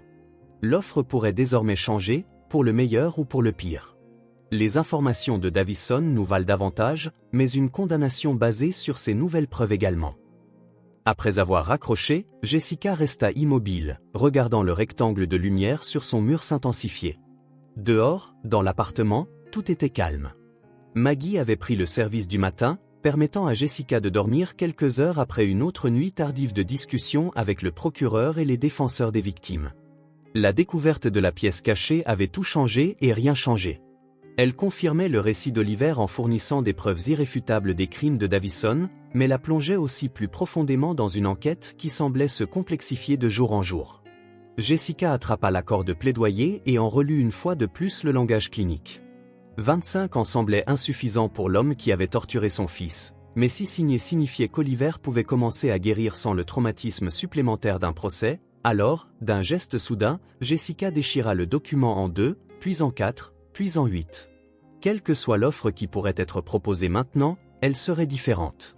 Le paysage avait changé du jour au lendemain, et elle ne prendrait pas cette décision seule. Oliver était assis dans le bureau du docteur Wilson, les jambes pendant de la chaise, n'atteignant pas tout à fait le sol. 2 mois s'étaient écoulés depuis cette première nuit aux urgences. Les contusions physiques s'étaient complètement estompées, bien qu'il ait encore une légère préférence pour son poignet droit lorsqu'il était fatigué. Aujourd'hui, il ne dessinait pas, aujourd'hui, c'était pour parler. Une démarche que le docteur Wilson avait abordée avec soin, laissant à Oliver le temps de décider quand ces mots viendraient accompagner ces images puissantes. La police a trouvé la pièce que tu as dessinée, dit le docteur Wilson, d'une voix posée. Tu les as aidés à découvrir des preuves très importantes. Les yeux d'Oliver s'écarquillèrent légèrement, un mélange de surprise et de vindication traversant son visage. Ils ont trouvé la porte secrète derrière le livre de mythologie. Oui, exactement là où tu leur avais montré. Tu as une excellente mémoire pour les détails. Oliver tripota un fil détaché sur son jean. Monsieur Davison disait, j'étais observateur. C'est pourquoi il m'a choisi pour son projet, nota le docteur Wilson, soulignant l'absence de peur dans la voix d'Oliver lorsqu'il mentionnait Davison, une nette amélioration par rapport aux premières séances où il se refermait physiquement à la moindre évocation de son agresseur. Que penses-tu qu'il voulait dire par là, demanda-t-elle. Oliver réfléchit à la question avec la gravité d'un enfant bien plus âgé. Il y a des enfants qui ne remarquent pas les choses, mais pas moi. Je me souviens de choses comme l'homme roux dans ton dessin. Est-ce quelqu'un que tu as vu à l'appartement de Monsieur Davison? Oliver hocha lentement la tête, 2 fois. Il venait regarder les photos. Il avait un accent drôle, pas comme ici, observa le docteur Wilson. Cela confirmait ce que Moral avait partagé, à savoir que de nombreux liens de Davison semblaient être internationaux. Est-ce que l'homme roux t'a déjà fait du mal? Non. La réponse d'Oliver fut immédiate. Monsieur Davison ne le laissait pas s'approcher de moi, dit-il, je n'étais pas encore prêt. Une ombre traversa son visage, mais il y avait des photos d'autres enfants avec lui sur l'ordinateur de Monsieur Davison. Le docteur Wilson maîtrisait soigneusement son expression, même si son cœur battait la chamade face à cette nouvelle information. Oliver n'avait jamais mentionné avoir vu d'images d'autres victimes. Cela a dû être déroutant et effrayant à voir, dit-elle. Au début, je pensais qu'il jouait à un jeu, admit Oliver, d'une voix faible. Mais ensuite, j'ai vu leur visage. Ils avaient l'air effrayés, comme moi quand Monsieur Davison se fâchait. Il leva soudainement ses yeux verts, intensément. Est-ce qu'ils vont bien, ces autres enfants? La question prit le docteur Wilson au dépourvu. En toutes ces années de travail auprès de victimes de traumatisme, elle avait rarement rencontré un enfant qui, en pleine douleur, manifestait autant de sollicitude pour autrui. La police travaille d'arrache-pied pour les retrouver et s'assurer qu'ils sont en sécurité, dit-elle, tout en ajoutant que ce n'était pas toute la vérité.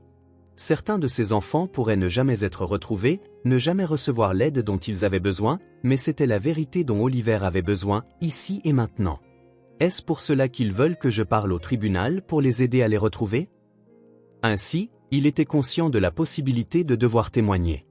Le docteur Wilson prit note mentalement de discuter de ce point avec Jessica.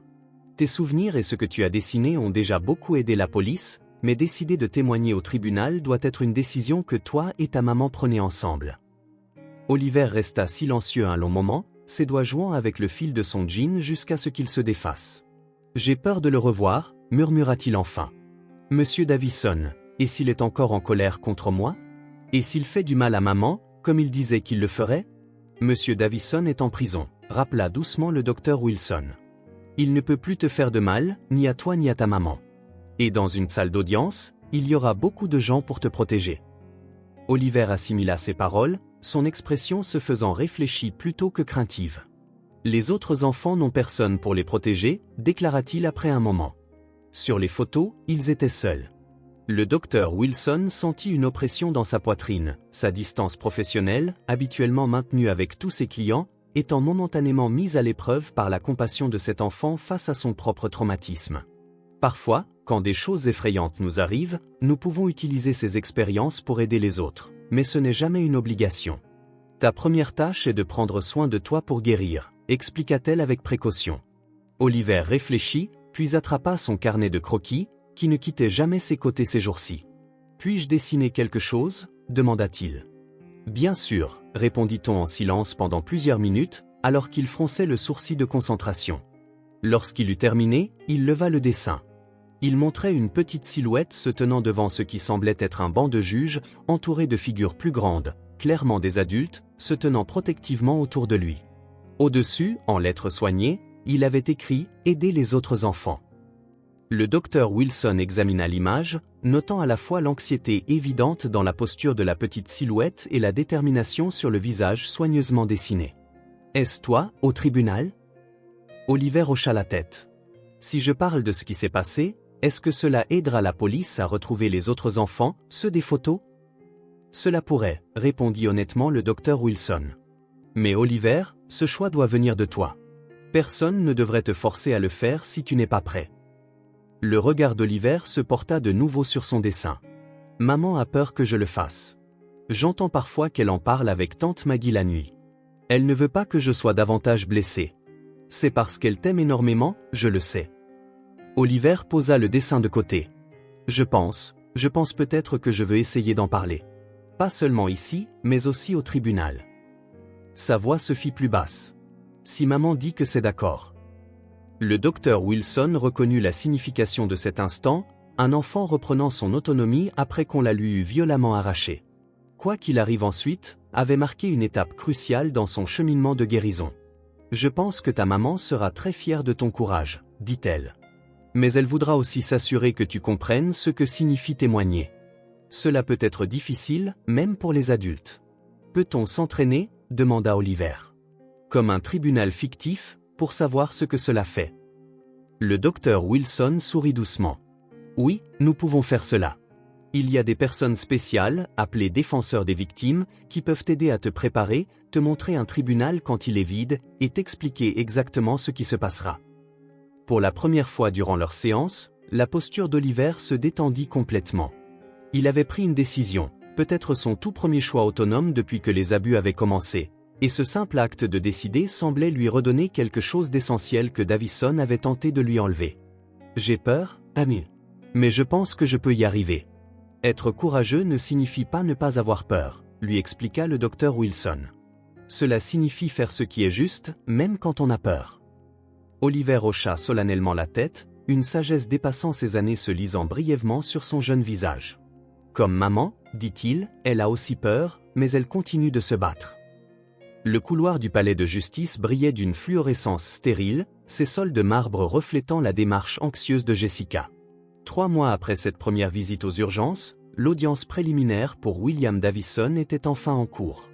Ce n'était pas le procès lui-même, qui n'était encore qu'à des mois, mais bien la procédure qui déterminerait s'il existait suffisamment de preuves pour engager toutes les poursuites, y compris désormais des chefs fédéraux relatifs à la traite d'enfants et à l'exploitation à travers les frontières, des accusations pouvant conduire à la réclusion à perpétuité.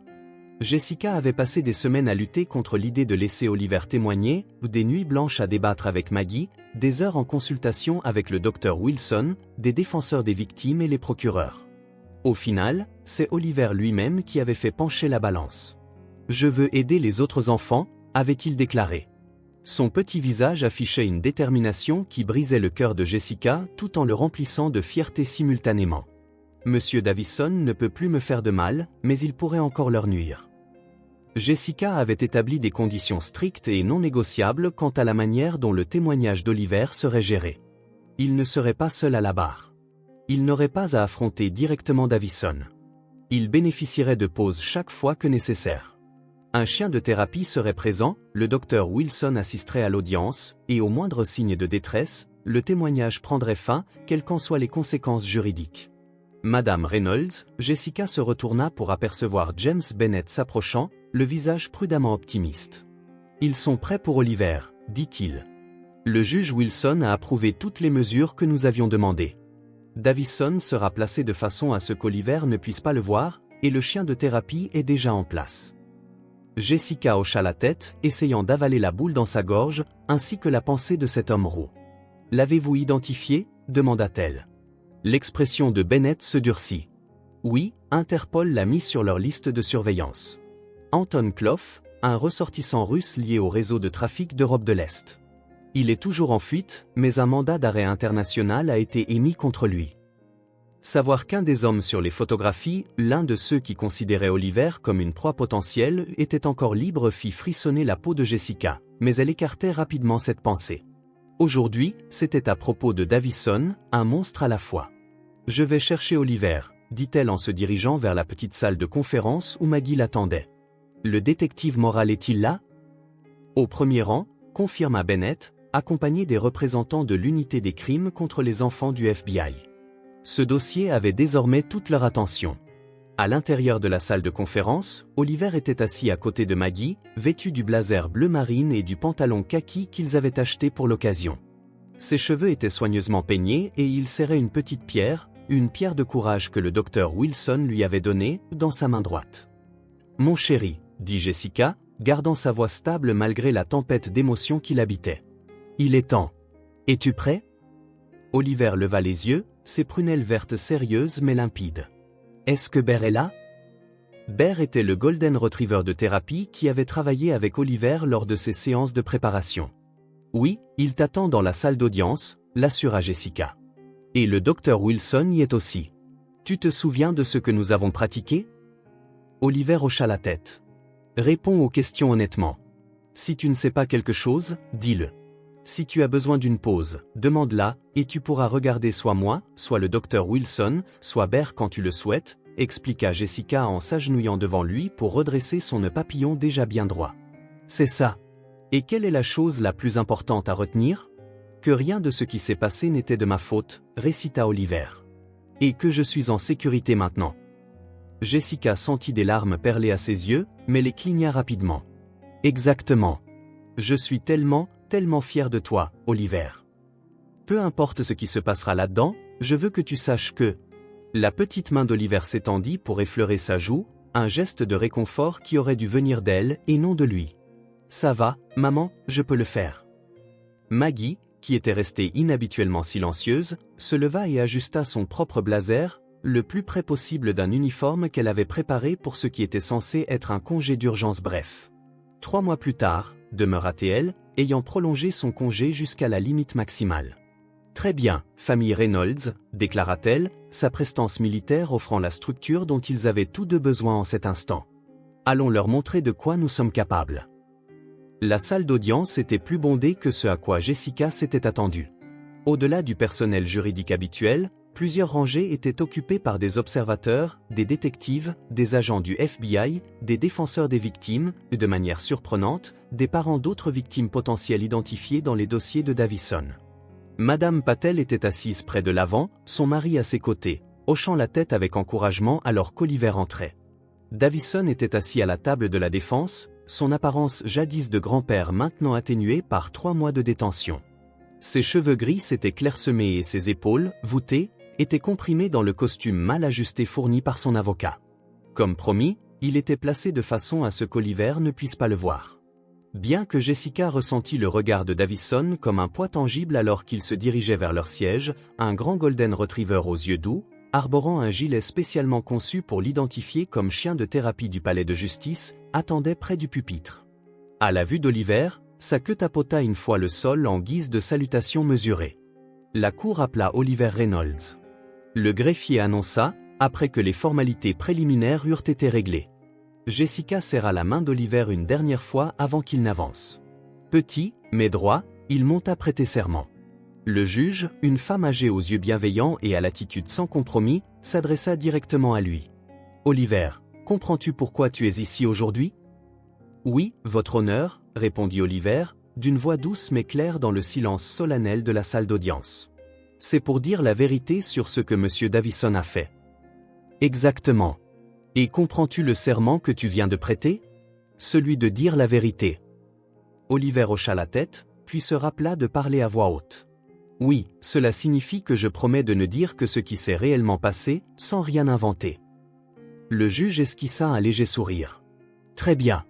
Maintenant, les avocats vont te poser quelques questions. Si tu ne comprends pas quelque chose ou si tu as besoin d'une pause, que feras-tu ? » « Je vous le dirai, » répondit Oliver, « et je pourrai caresser Bear si j'ai peur. » « Exactement, » déclara le juge en se tournant vers le procureur. « M. Bennett, vous pouvez continuer. » Ce qui suivit fut à la fois meilleur et pire que ce que Jessica avait redouté.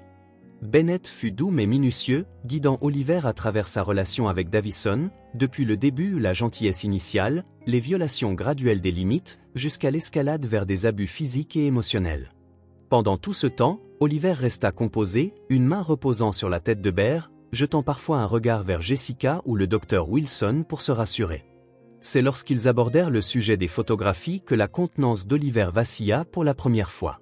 « dit prudemment Bennett, tu as dit au détective moral que M. Davison avait pris des photos de toi. Peux-tu en parler devant la cour? La respiration d'Oliver s'accéléra visiblement. Sa main se crispa dans la fourrure de Bear, qui se rapprocha de lui en signe de réconfort. C'était pour mon projet spécial, expliqua Oliver après un instant. Au début, c'était juste des photos normales, mais ensuite, il en voulait d'autres. D'autres comment? Oliver regarda directement le docteur Wilson, qui hocha la tête en signe d'encouragement. Sans ma chemise, ou juste en sous-vêtements. Tous les vrais mannequins doivent faire cela, dit-il. Jessica serra les poings sur ses genoux, se concentrant sur la force d'Oliver plutôt que sur la colère qui menaçait de l'envahir.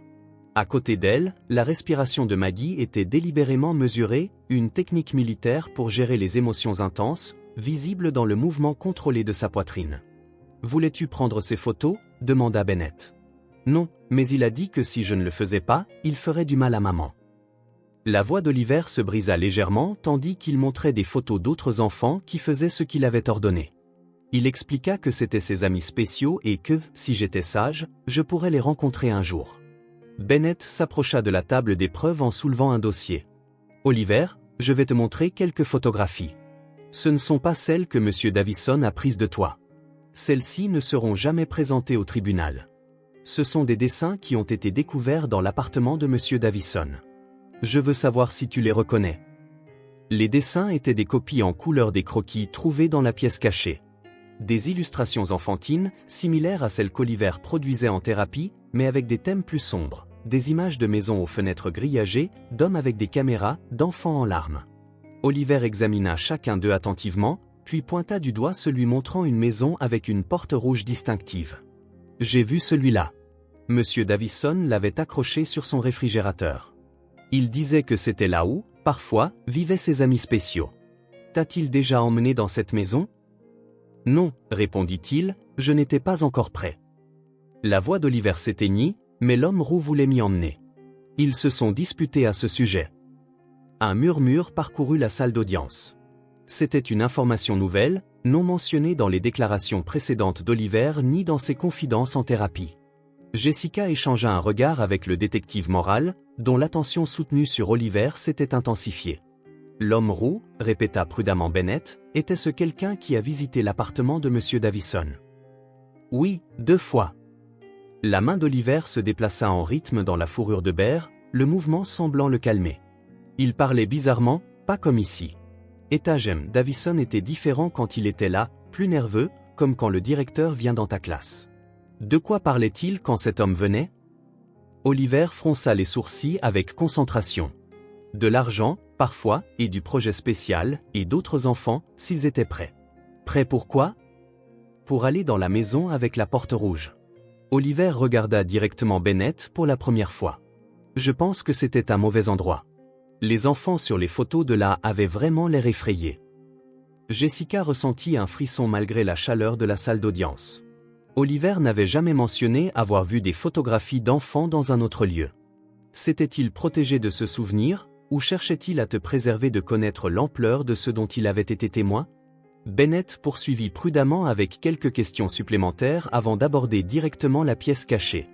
Oliver, tu as dessiné pour le docteur Wilson une image montrant une pièce secrète dans l'appartement de M. Davison. Peux-tu décrire cette pièce devant la cour? C'était derrière sa bibliothèque, répondit Oliver avec plus d'assurance. Il fallait tirer sur le livre de mythologie pour l'ouvrir. Il m'y a emmené 3 fois.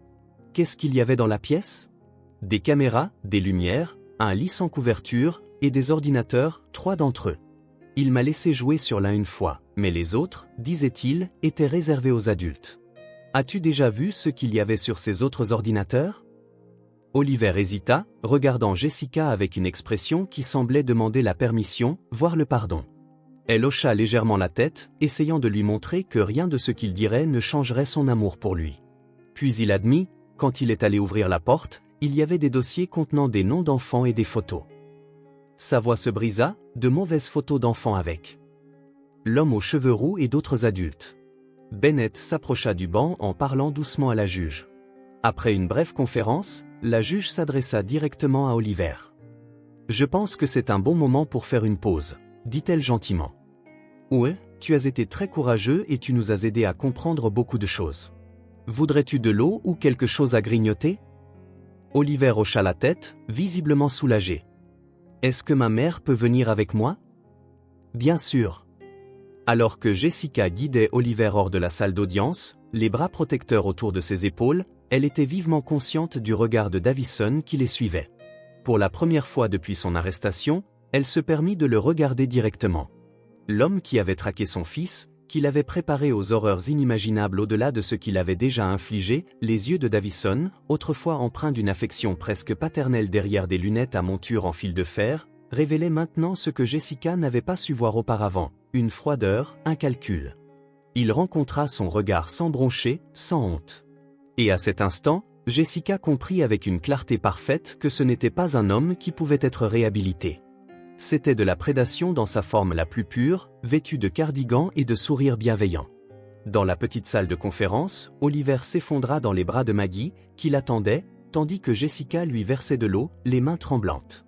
Le docteur Wilson les rejoignit, sa maîtrise professionnelle intacte, mais la préoccupation évidente dans ses yeux. « Il se porte remarquablement bien », dit-elle à Jessica à voix basse. Mais cette révélation concernant la visualisation d'images d'enfants dans la maison à la Porte Rouge, c'est une information nouvelle et significative. La défense va probablement la contester. Ils diront qu'il invente tout, répliqua Jessica amèrement. Ils essaieront, mais la description d'Oliver correspond à des détails issus de dossiers récupérés sur les ordinateurs de Davison, des détails qui n'étaient pas publics et qu'Oliver n'aurait pu connaître à moins de les avoir vus lui-même. Oliver se détacha de Maggie, s'essuyant les yeux avec le revers de sa main. « Est-ce que j'ai bien fait ?» demanda-t-il en regardant tour à tour les trois adultes. « Tu as été incroyable, mon chéri », l'assura Maggie, son stoïcisme habituel, digne d'une militaire, s'adoucissant par une émotion sincère. « J'ai vu des soldats avec moins de courage que celui que tu viens de montrer là-dedans. » La partie difficile est presque terminée, ajouta Jessica, s'agenouillant devant lui. L'avocate de la défense va te poser des questions ensuite. Souviens-toi de ce que nous avons pratiqué. Oliver hocha la tête solennellement. Il pourrait essayer de me confondre ou de faire croire que je me souviens mal. Je dois simplement dire la vérité et avouer quand je ne sais pas quelque chose. Exactement. Et si tu as besoin d'une autre pause ou si cela devient trop difficile, je le dirai à la juge. Oliver conclut, je sais, maman. Il tendit la main vers elle, ses petits doigts s'entremêlant avec les siens. Je peux finir ça pour les autres enfants. Jessica retenait ses larmes, submergée par la résilience de son fils face à un traumatisme qui aurait brisé de nombreux adultes. D'accord, dit-elle doucement, alors finissons. Le contre-interrogatoire de l'avocate de la défense était clinique et méthodique, un contraste frappant avec le questionnement empathique de Bennett.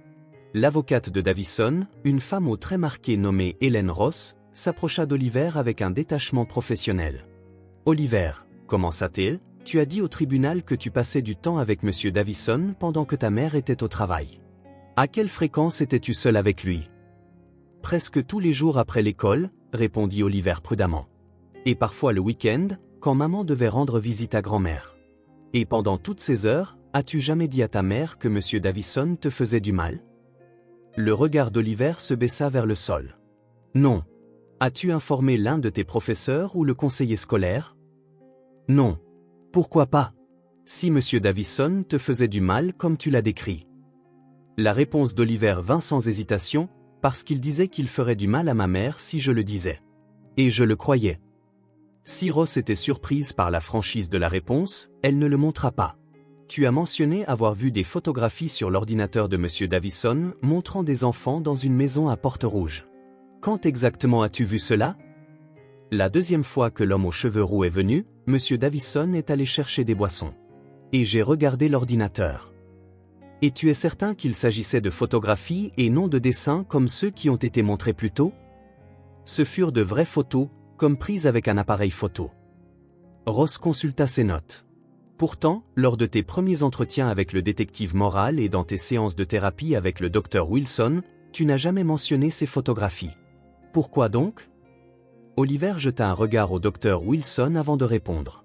J'avais peur de m'en souvenir et je ne voulais pas avoir d'ennui pour avoir regardé l'ordinateur de M. Davison quand il m'avait dit de ne pas le faire. Jessica observa Ross attentivement, remarquant le léger ajustement dans son approche. Les réponses franches d'Oliver ne fournissaient pas les ouvertures qu'elle espérait clairement obtenir. Oliver, tu as déclaré que M. Davison avait menacé de faire du mal à ta mère si tu disais à quelqu'un ce qui se passait. Pourtant, selon les dossiers de travail de ta mère, elle est une infirmière des urgences formée, qui gère régulièrement des situations de crise. Te semblait-il plausible que M. Davison puisse réellement lui faire du mal? Avant qu'Oliver ne puisse répondre, Bennett se leva. Objection. Appelle à la spéculation et demande aux témoins d'évaluer le caractère raisonnable des menaces proférées pendant une expérience traumatisante. Soutenu, déclara la juge. Madame Ross, veuillez reformuler ou passer à autre chose. Ross fit une pause, puis adopta une approche différente. Oliver, tu as mentionné un homme aux cheveux roux qui a visité l'appartement de M. Davison. Avais-tu déjà vu cet homme avant ses visites? Non. Et tu es certain qu'il avait les cheveux roux, pas bruns ni blonds? C'était roux, répondit fermement Oliver. Rouge vif, comme un camion de pompiers. Et il avait une cicatrice ici. Il montra du doigt son sourcil gauche. Jessica vit Morale se pencher intensément en avant. Ce détail concernant une cicatrice n'avait pas non plus été mentionné auparavant, mais il correspondait à la description d'Anton Clough dans les dossiers d'Interpol. Ross poursuivit pendant près d'une heure en tentant de trouver des incohérences dans le témoignage d'Oliver. Pendant tout ce temps, Oliver resta remarquablement posé, répondant directement, admettant quand il ne se souvenait pas de certains détails, mais sans jamais flancher sur les faits essentiels de son expérience. Lorsque Ross conclut finalement, la juge donna à Bennett l'opportunité de poser des questions de redirection. « Juste une question, votre honneur », dit Bennett en s'approchant du box des témoins. « Après tout ce que tu nous as dit aujourd'hui, y a-t-il autre chose que tu souhaites que le tribunal sache sur ce qui s'est passé ?» Oliver resta silencieux pendant un long moment, sa main stable sur la tête de Bear. Quand il parla, sa voix résonna clairement dans la salle d'audience silencieuse. « Monsieur Davison m'a dit que personne ne me croirait si je disais que les adultes croient toujours plus ce que disent d'autres adultes que ce que disent les enfants. » Il regarda directement la juge. « Je veux juste que vous sachiez que je dis la vérité sur tout, même sur les parties effrayantes que l'on ne voulait pas se rappeler. » L'expression de la juge s'adoucit un instant. « Merci, Oliver. Vous pouvez descendre maintenant. » Alors qu'Oliver revenait du côté de Jessica, la salle d'audience resta silencieuse, le poids de son témoignage planant dans l'air. Même l'attitude stoïque de Davison avait légèrement vacillé, une lueur d'inquiétude traversant son visage alors qu'il murmurait urgemment à son avocat. La juge déclara une pause de 15 minutes avant les plaidoiries finales. Dans le couloir, à l'extérieur, Jessica serra Oliver contre elle, sentant son corps se détendre enfin alors que la tension du témoignage relâchait son emprise. « Tu l'as fait ?» murmura-t-elle contre ses cheveux. « C'est fini maintenant. » Mais ce n'était pas fini. Pas vraiment. L'audience préliminaire n'était que le début. Si la juge trouvait suffisamment de preuves et qu'après le témoignage d'Oliver il ne subsistait guère de doute, elle le ferait. Une date de procès serait fixée dans des mois, avec encore plus de préparation, de thérapie, d'attente. Pourtant, quelque chose de fondamental avait changé aujourd'hui. Oliver avait affronté son abuseur, avait dit sa vérité malgré les menaces et manipulations de Davison. Il avait retrouvé sa voix, son autonomie, son pouvoir. Le détective moral s'approcha d'eux, sa retenue professionnelle ne masquant pas tout à fait son admiration. « C'était remarquable, » dit-elle à Oliver. « Surtout le détail concernant la cicatrice. Cela nous aide à confirmer sans aucun doute que l'homme que tu as vu était Anton Clough. »« C'est bien son nom ?» demanda Oliver. L'homme aux cheveux roux, Morale hocha la tête. « Oui. Et grâce à ton témoignage, nous avons maintenant des preuves qui le lient directement à Davison. Cela va beaucoup aider dans l'enquête internationale. Retrouveras-tu les autres enfants ?» La question d'Oliver était directe, sans les complexités politiques et juridictionnelles que Morale devait gérer quotidiennement. « Ceux qui sont sur les photos. Nous faisons tout ce que nous pouvons, promit Morale. Et ton courage aujourd'hui nous a donné de nouveaux moyens pour les aider. » En revenant à la salle d'audience pour les plaidoiries finales, Jessica remarqua un mouvement près de l'entrée arrière. Deux enfants, un garçon d'environ l'âge d'Oliver et une fille légèrement plus jeune, entrèrent avec leurs parents. Les yeux du garçon rencontrèrent ceux d'Oliver brièvement, un éclair de reconnaissance passant entre eux. « Maman », murmura Oliver en tirant sur la manche de Jessica. « C'est Ravi, le fils de Madame Patel. » Il figurait sur certaines des photos sur l'ordinateur de M. Davison. Le cœur de Jessica se serra. Un autre enfant de leur immeuble. Une autre famille brisée par la prédation de Davison. Mais il y avait quelque chose d'autre dans l'expression d'Oliver en regardant Ravi. Pas seulement de la reconnaissance, mais une connexion. La compréhension partagée que seul un autre survivant pouvait vraiment appréhender. Les plaidoiries finales se déroulèrent comme prévu. Bennett exposa les preuves accablantes contre Davison, tandis que Ross soutenait qu'une grande partie de celles-ci était circonstancielle et que le témoignage d'Oliver comportait des incohérences. Mais l'ambiance dans la salle d'audience avait changé. La présence de non pas une, mais de 2 victimes de Davison semblait renforcer la réalité de ces crimes d'une manière que même les preuves photographiques ne pouvaient égaler. Lorsque la juge rendit sa décision, elle fut rapide et sans équivoque. Le tribunal a trouvé des preuves suffisantes pour renvoyer l'accusé devant le tribunal pour toutes les charges. Elle déclara que la liberté sous caution était refusée en raison de la gravité des accusations et du risque de fuite avérée. Le procès est fixé au 15 avril. Alors que Davison était conduit menotté, son regard se posa sur Oliver une dernière fois. Jessica se précipita instinctivement pour protéger son fils, mais Oliver tint bon, regardant directement son abuseur sans broncher. À cet instant, quelque chose passa entre eux. La coupure définitive du contrôle psychologique que Davison avait exercé, même depuis derrière les barreaux. Le témoignage d'Oliver avait non seulement fait éclater l'affaire, mais aussi brisé les chaînes de peur qui l'avaient lié pendant si longtemps. Dehors, devant le palais de justice, une légère neige avait commencé à tomber, recouvrant les marches de blanc. Oliver inclina son visage pour attraper un flocon sur sa langue. Ce geste simple et enfantin, si normal, si précieux, poussa Jessica à détourner le regard pour cacher ses larmes. Le bras de Maggie se posa autour de ses épaules. « Il va aller bien », dit-elle doucement. « Pas aujourd'hui, peut-être pas demain ?» Mais finalement, hocha Jessica la tête, regardant Oliver former soigneusement une petite boule de neige dans ses mains gantées. « Je sais, mais est-ce que je le ferai ? Comment puis-je à nouveau faire confiance à quelqu'un avec lui ? Comment puis-je le laisser hors de ma vue ?» De la même manière qu'il a trouvé le courage de témoigner, répondit Maggie. À propos, j'ai demandé un transfert au bureau de recrutement de Boston. Si cela est accepté, je pourrai rester encore au moins 1 an. Jessica se tourna vers sa sœur, surprise. Mag, ta carrière peut attendre, conclut fermement Maggie. Certaines choses sont plus importantes. La famille est plus importante. Avant que Jessica ne puisse répondre, Oliver s'approcha, le visage rougi par des flocons de neige fondant dans ses cheveux. Il tendit la petite boule de neige parfaitement ronde qu'il avait formée. « Peut-on aller au parc ?» demanda-t-il, avec une pointe de l'enfant qu'il avait été, l'enfant qu'il pourrait encore redevenir dans sa voix. « Juste pour un petit moment ?» Jessica regarda son fils, voyant dans ses yeux encore des ombres, mais aussi la lumière qui commençait à revenir. À ce courage qui lui avait permis de dire sa vérité, à cette résilience qui, avec le temps, l'amour et le soutien, pourrait lui permettre de retrouver son enfance. « Oui », dit-elle en prenant sa main libre dans la sienne. « Allons au parc. » Alors qu'ils descendaient les marches du palais de justice, Jessica remarqua Madame Patel et sa famille à proximité. Oliver les vit aussi, et après un moment d'hésitation, il s'approcha de Ravi d'un pas déterminé. Les 2 garçons se regardèrent en silence, un monde d'expérience partagé passant entre eux sans un mot. Puis, avec la logique simple des enfants, Oliver tendit sa boule de neige, et Ravi l'accepta. Un petit sourire se frayait un chemin à travers son expression sérieuse. Aucun mot ne fut échangé. Aucun n'était nécessaire. À cet instant, 2 enfants ayant vu les aspects les plus sombres de l'humanité trouvèrent un terrain d'entente dans la simple joie que procure la neige lors d'une journée d'hiver. Jessica observa son cœur, à la fois brisé et en train de guérir, tandis qu'Oliver et Ravi commençaient à ramasser plus de neige, leurs mouvements devenant peu à peu moins prudents, plus ludiques. 2 mères se tenaient témoins, leurs regards se rencontrant dans une compréhension silencieuse à travers la place du palais de justice. 2 familles à jamais changées, mais trouvant, de manière improbable, un chemin à suivre. Le chemin à venir ne serait pas facile. Il y aurait le procès, l'attention des médias, la thérapie continue, le long processus de reconstruction de la confiance et de la sécurité.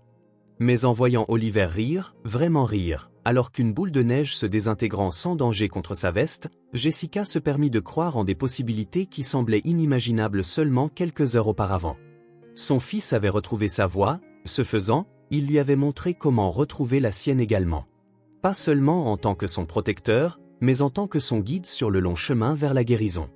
Ce soir-là, Après qu'Oliver eut enfin sombré dans le sommeil, épuisé par le fardeau émotionnel de la journée mais aussi peut-être en ayant été déchargée, Jessica s'assit à la table de la cuisine avec Maggie, tenant une tasse de thé refroidi. « J'ai pensé au travail », dit Jessica, rompant le silence confortable entre elles. « À propos de mon emploi du temps à l'hôpital. » Maggie leva les yeux de son ordinateur portable, où elle avait recherché des opportunités de transfert. « Qu'en est-il ? Je ne peux pas reprendre ces horaires, 60, 70 heures par semaine, nuit, week-end, jours fériés. » Jessica traça le bord de sa tasse du doigt. « C'est ce qui a conduit à tout cela, mon absence, Jess. » Maggie commença, d'un ton vif et d'avertissement. « Non, je sais ce que tu vas dire, que ce n'est pas de ma faute si Davison est le seul à blâmer. » Jessica rencontra directement le regard de sa sœur. « Et logiquement, je sais que c'est vrai, mais la réalité est qu'Oliver avait besoin de moi et je n'étais pas là. » Maggie soupira en fermant son ordinateur portable. « Alors, à quoi penses-tu ? Le docteur Patil du centre de santé communautaire a pris contact la semaine dernière. Ils ont besoin d'un infirmier, praticien, pour leur clinique pédiatrique. Des heures régulières, du lundi au vendredi. La rémunération est moins élevée, significativement moins, mais Oliver aurait sa mère à la maison chaque soir. » Maggie termina. Jessica hocha la tête, la décision se cristallisant alors qu'elle la prononçait à voix haute. « Nous devrions réduire notre train de vie, peut-être déménager dans un appartement plus petit, plus éloigné de la ville. Mais après tout ce qui s'est passé, je ne pense pas que l'une ou l'autre d'entre nous veuille rester dans cet immeuble de toute façon. As-tu parlé à Oliver de déménager ? » Pas encore, je voulais d'abord être sûr que c'était la bonne décision. Le regard de Jessica se détourna vers le réfrigérateur où le dessin le plus récent d'Oliver, le portrait de famille de la thérapie, était fièrement exposé. Après aujourd'hui, je suis sûr qu'il a besoin de stabilité, de routine, de présence. Je peux lui offrir cela à la clinique, d'une manière que je n'ai jamais pu offrir aux urgences. Maggie tendit la main à travers la table, couvrant la main de Jessica de la sienne. Pour ce que ça vaut, je pense que c'est la bonne décision. Pas parce que c'est de ta faute, ce n'est pas de ta faute, mais parce que c'est ainsi que se manifeste la guérison. Reconnaître ce dont vous avez toutes les deux besoin et apporter des changements pour soutenir cela. On dirait repartir à zéro, admit Jessica. Comme tout ce pour quoi j'ai travaillé. Ma carrière, notre maison, tout est en train d'être emporté. Pas emporté, corrigea doucement Maggie. Transformé, comme Oliver. Comme toi. Elle serra la main de Jessica. Les femmes Reynolds ne se font pas emporter, ma sœur. Nous reconstruisons, sourit faiblement Jessica. Le premier sourire sincère depuis des mois. Les femmes Reynolds et un très brave garçon Reynolds. L'appartement retomba dans le silence. Le bruit lointain de la circulation rappelait que le monde continuait au-delà de leurs murs. Un monde auquel Oliver devrait finalement se réintégrer. Pas à pas, le procès se profilait avec toute son incertitude et son potentiel de traumatisme supplémentaire. Mais quelque chose avait fondamentalement changé aujourd'hui. Un tournant avait été franchi,